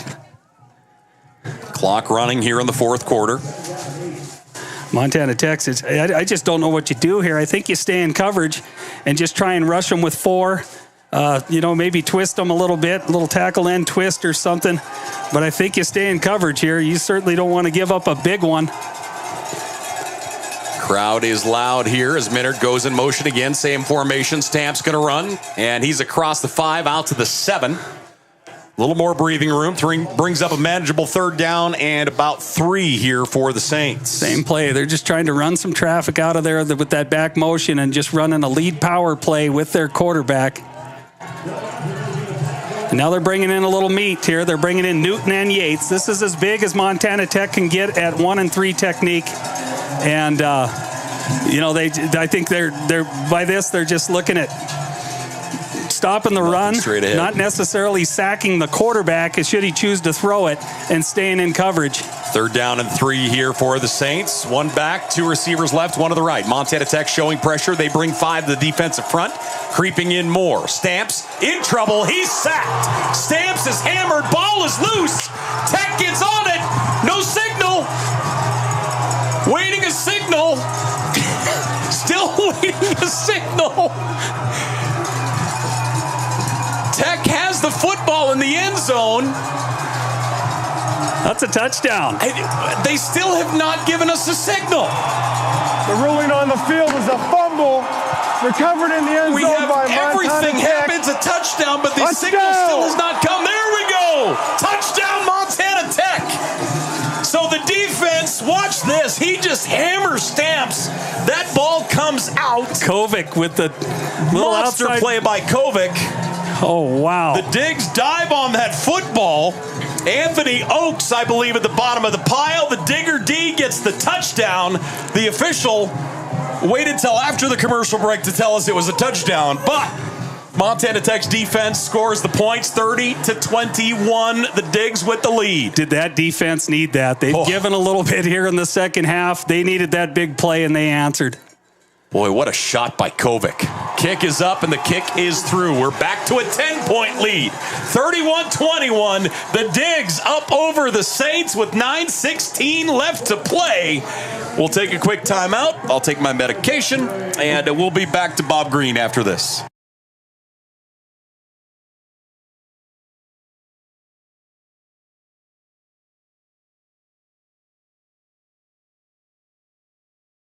Hi, I'm Dr. Brian Mark, orthopedic surgeon, specializing in sports medicine here in Butte, Montana. As an athlete, I think it's important to see a sports medicine specialist, as we have a different skill set than your general orthopedist in terms of restoring anatomy and restoring function in an athlete. One of the most kind of rewarding things being here in Butte is being the team doctor for Montana Tech, Western, as well as the local high schools and middle schools here in town. It's very rewarding working with the young athletes.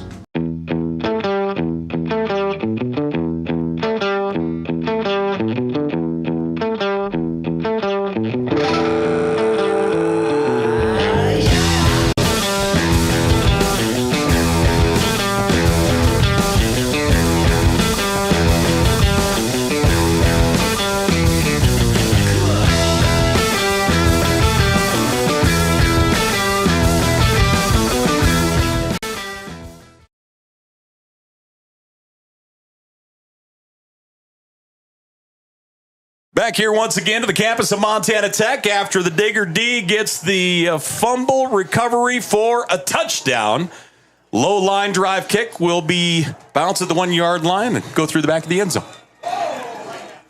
So the Carroll offense, which has been hitting on all cylinders here in the second half especially, will come back out to the 25. Baranowski get hurt kicking off there. I don't know if he had that ankle issue early in the season, in the preseason actually, and he's kind of hobbled up a little bit. So he'll make his way to the sidelines with a little assistance. His kicking mate Countsman there to help him out. So Stamps up at quarterback. He's 10 of 17 on the day, 162 yards and 3 touchdowns. Remember, the bulk of those all coming in this second half. Trips receivers left for Stamps. Montana Tech brings 4 up, 1 back at home. Tailback will get the carry. That's Ford. He's across the 29 out to the 30-yard line. A gain of 5. Good play by 6. Yeah, Tell Arthur there. He gets the lead block. 65 gets out on him. Tell Arthur does a nice job shedding that block, getting down inside, and getting Ford to the ground. 2nd and 4, we'll call it here for the Saints. Carroll has run 54 offensive plays, 326 yards. Real impressive group of linebackers here for Montana Tech. Arthur Beller. And, of course, Tyler Kovic. Receiver on each side of the formation. Stamps. Tech creeps a 5th up. They'll rush 4. Stamps quick out to the right side. Pass complete. First down yardage to the 38-yard line. That's going to be a gain of 7. And that will move the chains for Carroll College. Their 17th first down of the day. That's Vandenaker. Just on a little quick hitter. Quick out. Move the sticks. So 1st and 10 here for the Saints. Ball at their 38-yard line. 8:20 left to play here in this, in regulation, I should say. I'm not saying Carroll has to hurry, but they are huddling. Out of the shotgun, Stamps gets it again. Hand off to Ford. Ford finds a gap on the right side. He's across the 40, 45, out to the 47. That should be close to first down yardage, maybe a yard shy. We'll see as they get the chains back up. Carroll. Nope, fresh first down. Still mixing it up. Now they play a little quicker. They go right to the line of scrimmage and don't huddle. They got a 1st and 10. Here they just have to wait for the chains to move. And Montana Tech just in a generic vanilla 4-man front. They'll rush 4. Aired up to the outside. That one just overthrown, incomplete. He was looking for Vandenaker. Stamps has done a great job here today, but just a few of his passes have sailed on him a little bit. You saw that there. The ball just flew a little high. So Vandenaker was the intended target. He has 4 catches on the day, 59 yards. Carroll looking at 2nd down and 10 with 7:39 left to play. They'll split 2 receivers left, 1 to the right. H-back on that right side as well. Stamps is 11 of 19 for 169 yards. He'll hand it off to Ford. Ford finds a gap. Ford across midfield. It's a foot race. Ford down the right side, tripped up at the 25-yard line. What a play defensively that time, getting a handful of his ankle is Tyler Kovic, or else that's points. Yeah, Carroll's found something off that right side. Ford's broke loose a few times here today. Ford and Minert. Boy, Kovic just gets out there and gets the ankle. That's a heck of a play. 1st down and 10 here for the Saints. 2 receivers left. Stamps, this one is going to be whistled dead. Montana Tech took a timeout. They were trying to get their 12th defender off the field, and Carroll actually was going to get the ball snapped in time. So Montana Tech calls the timeout. 7:04 left to play here in the ball game. It looks like we have an official timeout, so we'll step aside as well. The Dig's up by 10. We're back here after this. We also have a 90-second media timeout.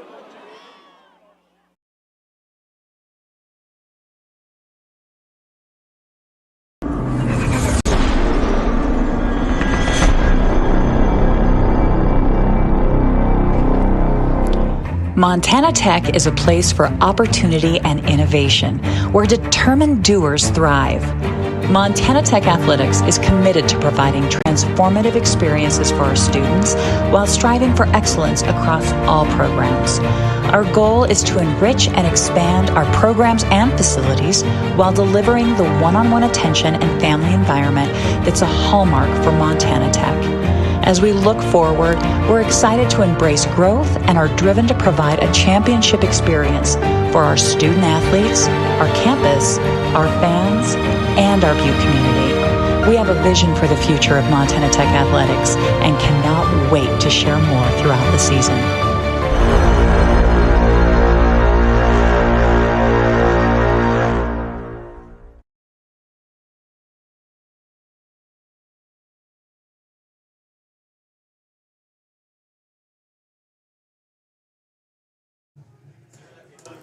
Back here once again as we look to the huddle of Montana Tech. Carroll College, first down and 10. Ball at the Montana Tech 22-yard line. Me and math aren't friends. Tech leading by 10. As of right now, Carroll College, 59 offensive plays, 378 yards. Stamps has played awesome. I mean, I'm starting to get like recaps of going back, like flashbacks from last Friday with Frenchtown and the State A game and the freshman quarterback coming in and rolling in Frenchtown. Stamps has really led his team well here in the second half today. He's thrown for 169 yards and 3 touchdowns. First down and 10, Carroll. 2 receivers left. Tech creeps up, showing blitz. Stamps in the pocket. Pocket holds. He airs it up into the end zone, and that is going to fall incomplete. As the pocket collapsed, Stamps did a nice job holding on to it as long as he could. Good job of getting that ball thrown away by Quinn Stamps. Anthony Oakes was right there into him as he's releasing that ball. A little line game, a little looped Cole Graham, and Oakes freeing himself up. No time to take an 8 or a 10-yard loss. Good throw away by Stamps. Just gets you back to 2nd and 10. Crowd getting quite loud once again here in the Mining City. 2nd down and 10. Stamps. 4-man pressure. Handoff to Ford. Again, they find that gap off the right side. Ford cuts back to his left. He's across the 10 down to the 9. First down yardage, Carroll College. As they're inside the red zone and knocking on the door. Boy, he finds that gap. He just hops to his right there, and then boom, he's gone. It's a nice run by Ford. Well, you know, you're getting to that side too, and I guess I don't zero in on it real close, but they're running the ball to Ochoa's side. He's not only just a great pass-catching tight end, that guy can handle his own in the offensive front too. He maintains, makes blocks, doesn't miss. He's just an exceptional player. 1st and goal from the 9. Stamps dropping back, pocket holds, airs it up, no one home. Now it'll go incomplete in the back of the end zone. Bring up 2nd and goal here from the 9. Take a look here at the replay again. This offensive front's done a nice job for Carroll. They've given Stamps time. Yeah, Montana Tech is continuing to mix it up. That time, Jace Thompson, safety, up on a little pressure, but Stamps just wasn't feeling it there. He just wanted to get rid of that ball. Looking at, it's reading 2nd and goal, excuse me, I'm sorry. 2nd and goal from the 9. I saw that other end of the chain kind of half standing there. Stamps, 3 receivers split to the wide side of the field. Drops back. In trouble, airs it up. Pass is complete to Sullivan. Sullivan trying to get past Kovic, and he's not going to do it. He'll get down to the 3-yard line as Kovic grabbed a couple handfuls of jersey and brought him down. That is a great tackle in space. Connor Sullivan is not easy to tackle one-on-one, especially if he's got a couple yards to work with here. Kovic breaks down, gets into Sullivan, just grabs and holds. Tech brought that corner blitz once again. As coming hard from the outside was Christian Hansen. 5:40 left to play here in this one. 3rd down and goal from the 3. 1 back, 3 receivers. Tech. Here it comes. Snap to Stamps, and he is hammered. Kovic trips him up in the backfield. He gets back to the line of scrimmage and no more. 4th down and goal from the 3 for the Saints. Got to kick the field goal. I know they're probably not going to want to kick the field goal here, but I think you have to kick it. Boy, Kovic has made a couple of huge tackles getting into people's ankles here in this last couple quarters. Carroll's going to line it up and at least bark the signals. Maybe they can get an offsides or something like that, but boy, I don't know about this. I mean, I think you still got to maintain the pressure of a 1-score game. Under 5 minutes left to play. Stamps out of the shotgun. Tight formation up front. Ford in the backfield. Stamps, play action. He's rolling right. Stamps, pressure coming. Airs it up. Pass incomplete. Turnover on downs. Yeah, I think you take the field goal there. I don't want to be Mr. Hindsight 2020, but you've just got to maintain the pressure of a 1-score game there if you can. It's hard to do when you get down inside the 5-yard line, but the Digger D will hold. Montana Tech will get it back on downs. 4:44 left to play. Carroll College has 2 timeouts. Now you have to execute if you're Montana Tech offensively. You're in the shadow of your own goalpost now, and you just got to challenge that offensive front. Give them a talking to on the sideline and say, guys, go out and win this game. And to Tech's credit, every time they've needed a drive and to move the sticks this year, especially in the first half of that season, they were able to do it. Wilson out of the shotgun in the end zone. Carroll College brings everybody up front. Milanowski gets hit at the line of scrimmage, leans forward, gets out to the 5. Small gain, 1, possibly 2 with the carry. Carroll with 2 timeouts left. Montana Tech with 1.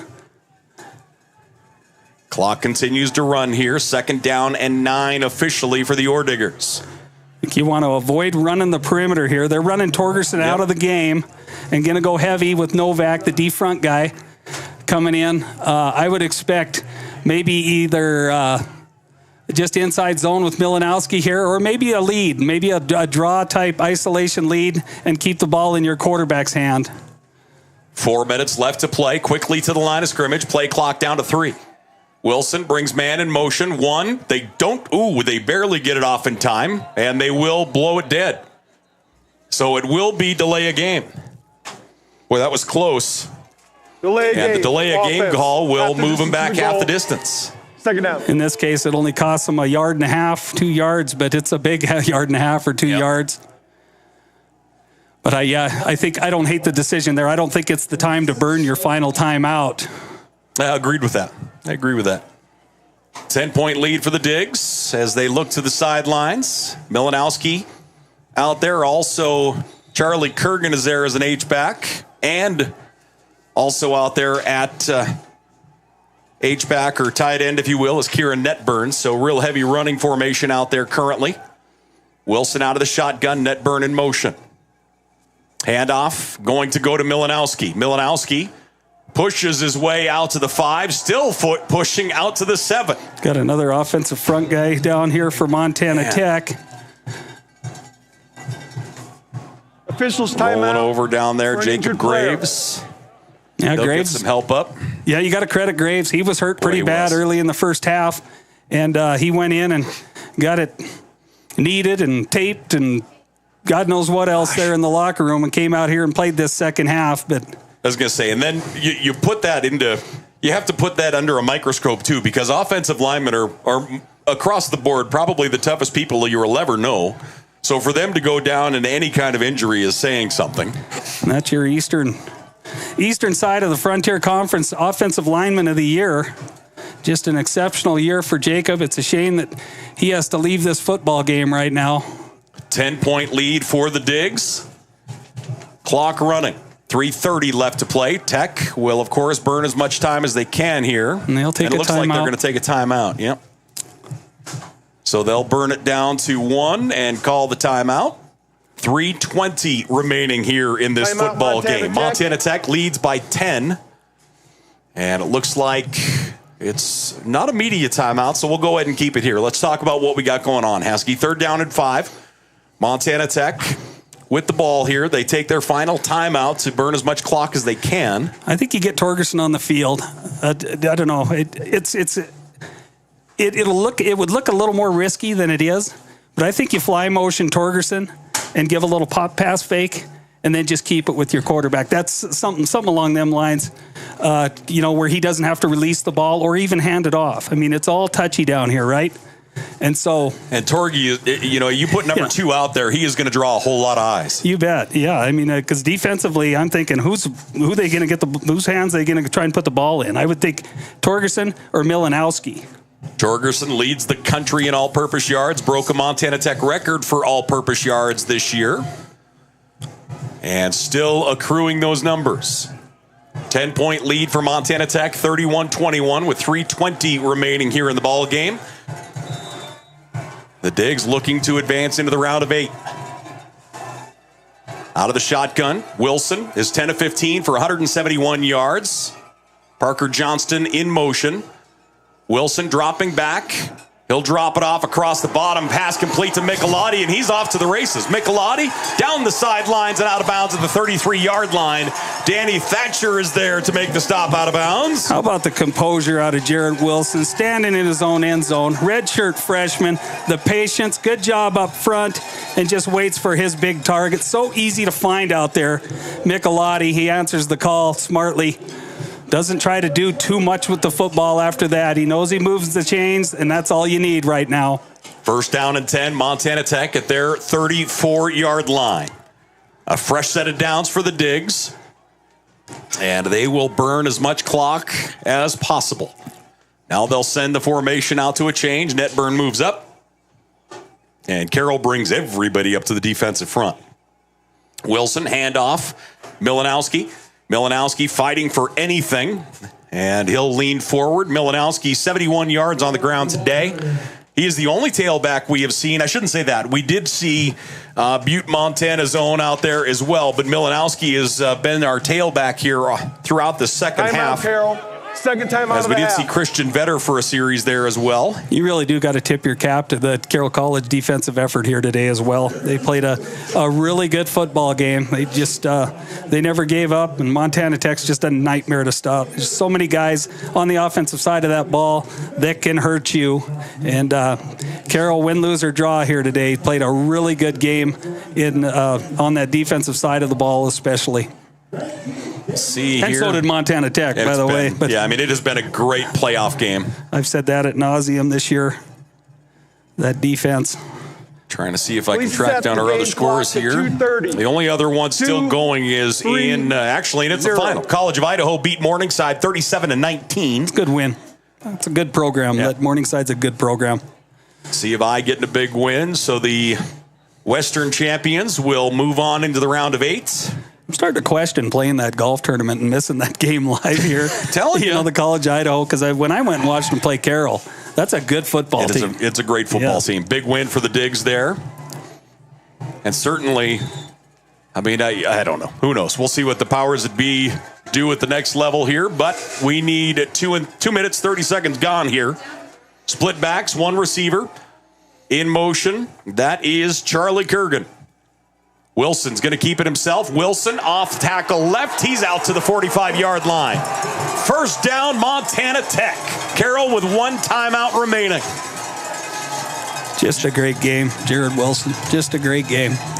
Every game, there's something new. His composure, he's so calm in the backfield, and he runs the ball so effectively. I mean, remember, the first time these two teams played, Montana Tech was still rotating quarterbacks due to the fact they hadn't picked a starter yet.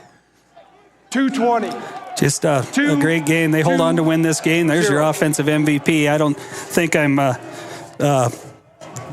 doing anything but stating the obvious here, but what a great game. And just, you know, to micromanage it a little bit, just the composure, standing in his own end zone, needing the third down completion to move the chains and get them out close to midfield. And just time after time, the runs, the broken tackles, the completed balls, the completed deep ball early to Torgerson.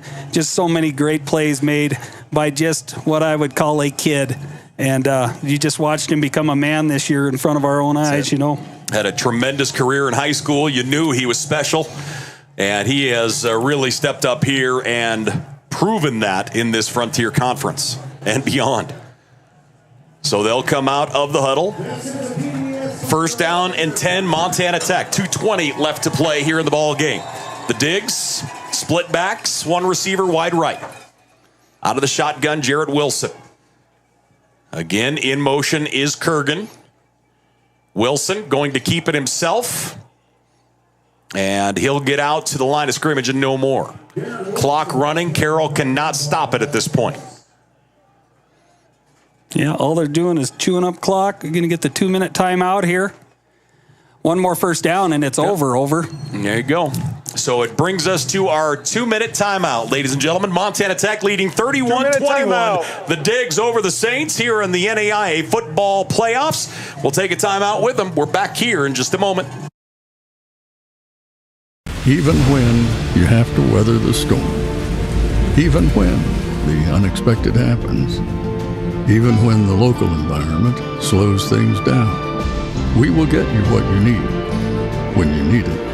We are committed to getting you back in the seat, back to work, back to what matters.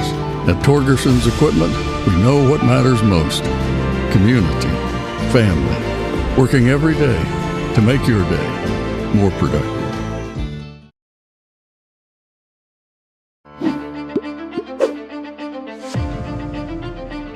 Nucor is a great company.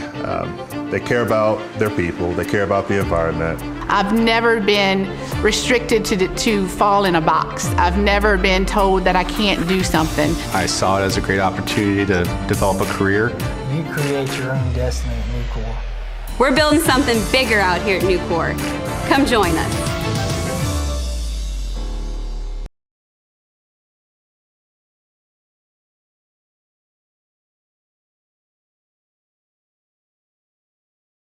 Two minutes remaining in this ball game. Montana Tech leading 31-21. The Digs have 49 offensive plays, 395 yards of total offense. Jarrett Wilson has thrown for $197 and a pair of scores. He has been sacked 3 times, and all 3 of those on the same series. On the ground, Jarrett Wilson, 107 yards rushing on 14 carries. And then from there, you have Milanowski, 15 carries for 70 yards. He's been a workhorse today. Levi Torgerson, 6 catches, $124 and a pair of scores. Did Wilson get 200 yards passing?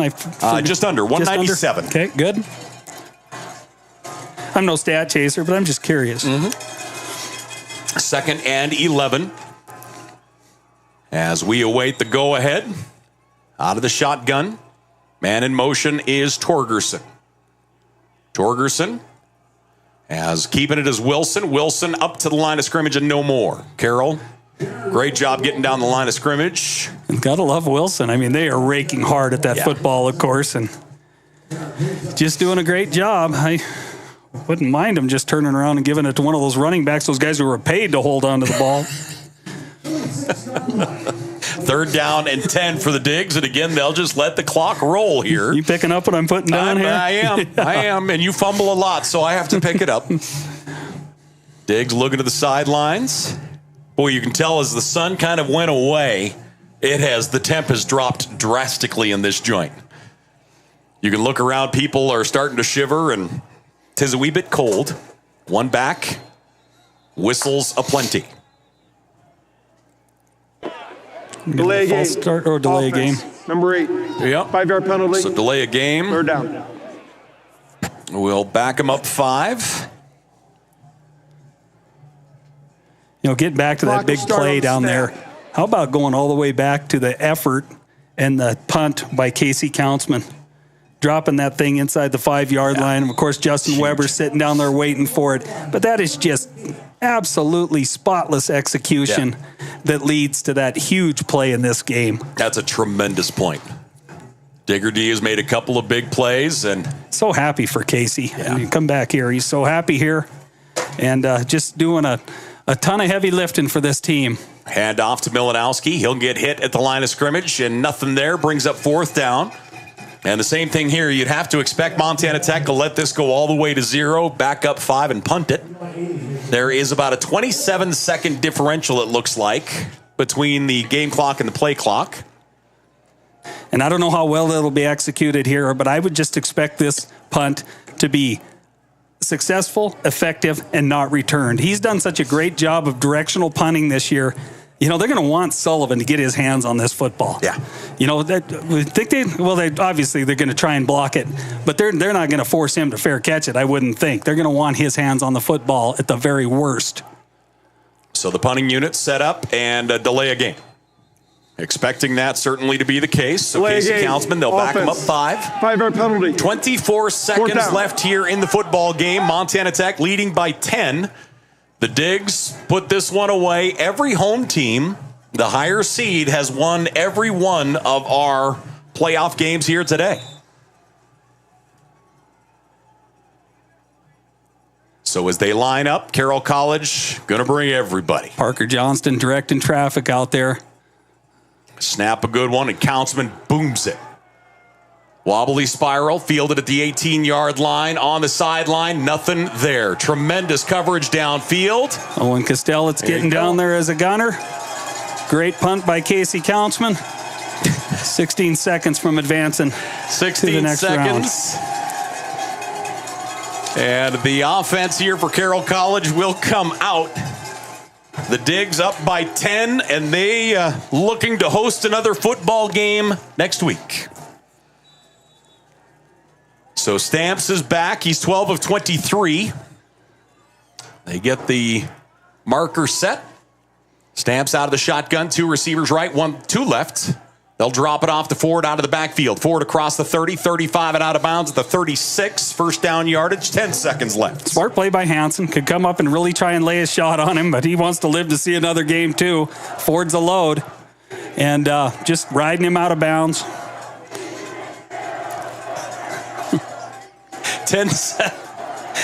Oh, I love our people. 10 seconds left here in this one, and a 10-point lead for Montana Tech. Stamps has had a fantastic second half. He's thrown for $187, 3 touchdowns, as he came in with what appears to be an injury to Hewitt in the second quarter. Stamps steps up, looking to get away, and he'll be shoved out of bounds by Tel Arthur. Down to 3 seconds left in this one. You know, the good thing, too, is, we've seen some hard hits today, obviously, out of this Tech defense, but I haven't seen anybody on the Tech defense, I don't believe, even limp off the field today. Tough bunch, great unit. They play great football together, and they faced their challenges today, no doubt. But when they had to make plays today, they did it. And it's something to see, and we're lucky we've got to watch it all year, right? But they're a hell of a bunch. They're a blast to watch. That's the deal. 10-point lead here for Montana Tech. Carroll College, 1 back, 3 receivers. Stamps, drops, steps up in the pocket, rifles it downfield. That one is incomplete, and the ball game is over. Montana Tech is into the round of 8 as they take down Carroll College for the second time this year. 31-21 our final. A fantastic ball game here in the Mining City, and the Digs will move into the next round. They will play here next Saturday, and we don't know who the opponent is. College of Idaho is obviously still alive, so there is a real chance we could see College of Idaho back here. But again, that goes to the NAIA. They'll make the decision. It comes down to travel, costs, how far people have to go, and a whole lot of other factors there. Yeah, so, just you got to beat them all at some point, right? That's it. So, yeah, that's... The trick was getting to that game, and Montana Tech made the plays today to do that. And it's just a great bunch, and they're having a great year. And then once again, hats off to Carroll College. They came in with a good plan. They were down early. They didn't give up. They just played a really, really solid defensive game, especially in the second half. And they just, at times they just had struggled to play consistent offense, and there's a reason for that. They're playing a really good defense. Yep. This defense poses many challenges to you, especially if it comes down to just getting 11 hats to the football, because this team pursues the football and plays a good team defense, and they all do their job as well as any defense I've seen up here. 31-21 our final. The Digs with the win over Carroll College. Let's do the individual team numbers, and we'll kind of go from there. For Carroll College, they ran 68 offensive plays here today, 411 yards for the Saints.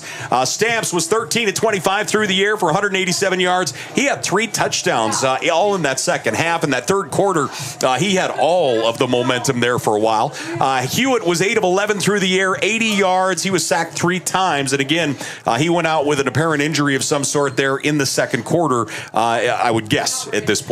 Let's see, on the ground, Ford had 9 carries for 72 yards, and his long was 30. Minard had 4 carries for 35. Hewitt 11 for 41, and Stamps had 7 carries for a positive 30 yards for the Saints. Through the air, Ochoa had 5 catches for $125. Also out there, it looks like Holmes had 4 catches for 37. Ford 2 for 22. Sullivan 4 for 12 yards. Ochoa, the one part I missed there is he had all 3 of the touchdowns for Carroll College. And I mean, what do you expect? I mean, you put the ball in his zip code and he's going to come down with it. None of them were a walk in the park. He made 3 great catches on, whether it was a tough ball or the sun. The sun was backing his eyes on 2 of them. But yeah, he's Yeah, we've said it for, it seems like he's been at Carroll College for 8 years, but we've said it from the first time we watched him catch a ball. He's going to be a force in this league, and he has been. And it's one of those where the guys that eat you alive for years, you're just like, man, will you please move on? That'd be great. But Ochoa, just a monster game. And again, Carroll College, 68 offensive plays, 411 yards. They ended up with 21 total first downs here in this matchup. On the other side for Montana Tech, 51 offensive plays, 397 yards. And it looks like, are we getting, there we go. So Kovic got defensive player. And I would assume Wilson got offensive player. Well, they're showing Torgi. I wonder if they got word to our crew here. Oh, could be. That could have been the case. Both of them very worthy, right? Yeah, we were not relayed that information, but yeah, that's just a tremendous ball game. Again, back to the digs. 51 offensive plays, 397 yards. Jared Wilson, he had an off day. He only completed 69% of his passes here today. He was 11 of 16 for 197 yards, 2 touchdowns, no interceptions on the day. That brings his total to 28 touchdowns, 1 interception so far this year. Levi Torgerson, whose quarterback rating is just off the charts.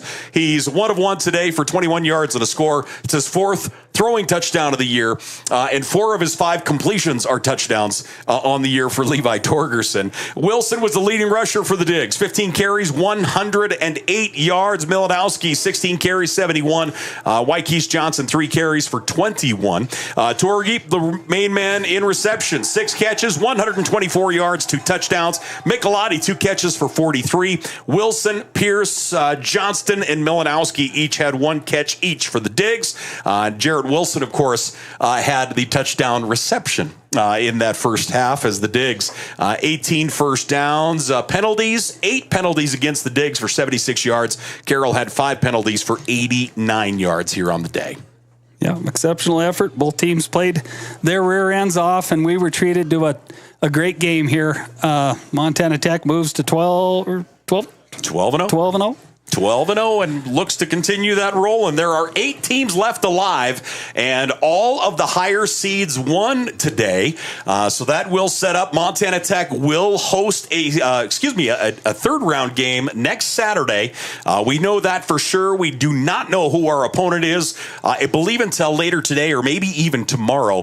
I assume we'll maybe find out when we go back to the offices here as the evening continues. But Montana Tech will host next Saturday. One can easily assume probably a 1 o'clock kickoff, but once we have that information, we'll make sure that everybody has that information, and we'll get you ready to roll for next week.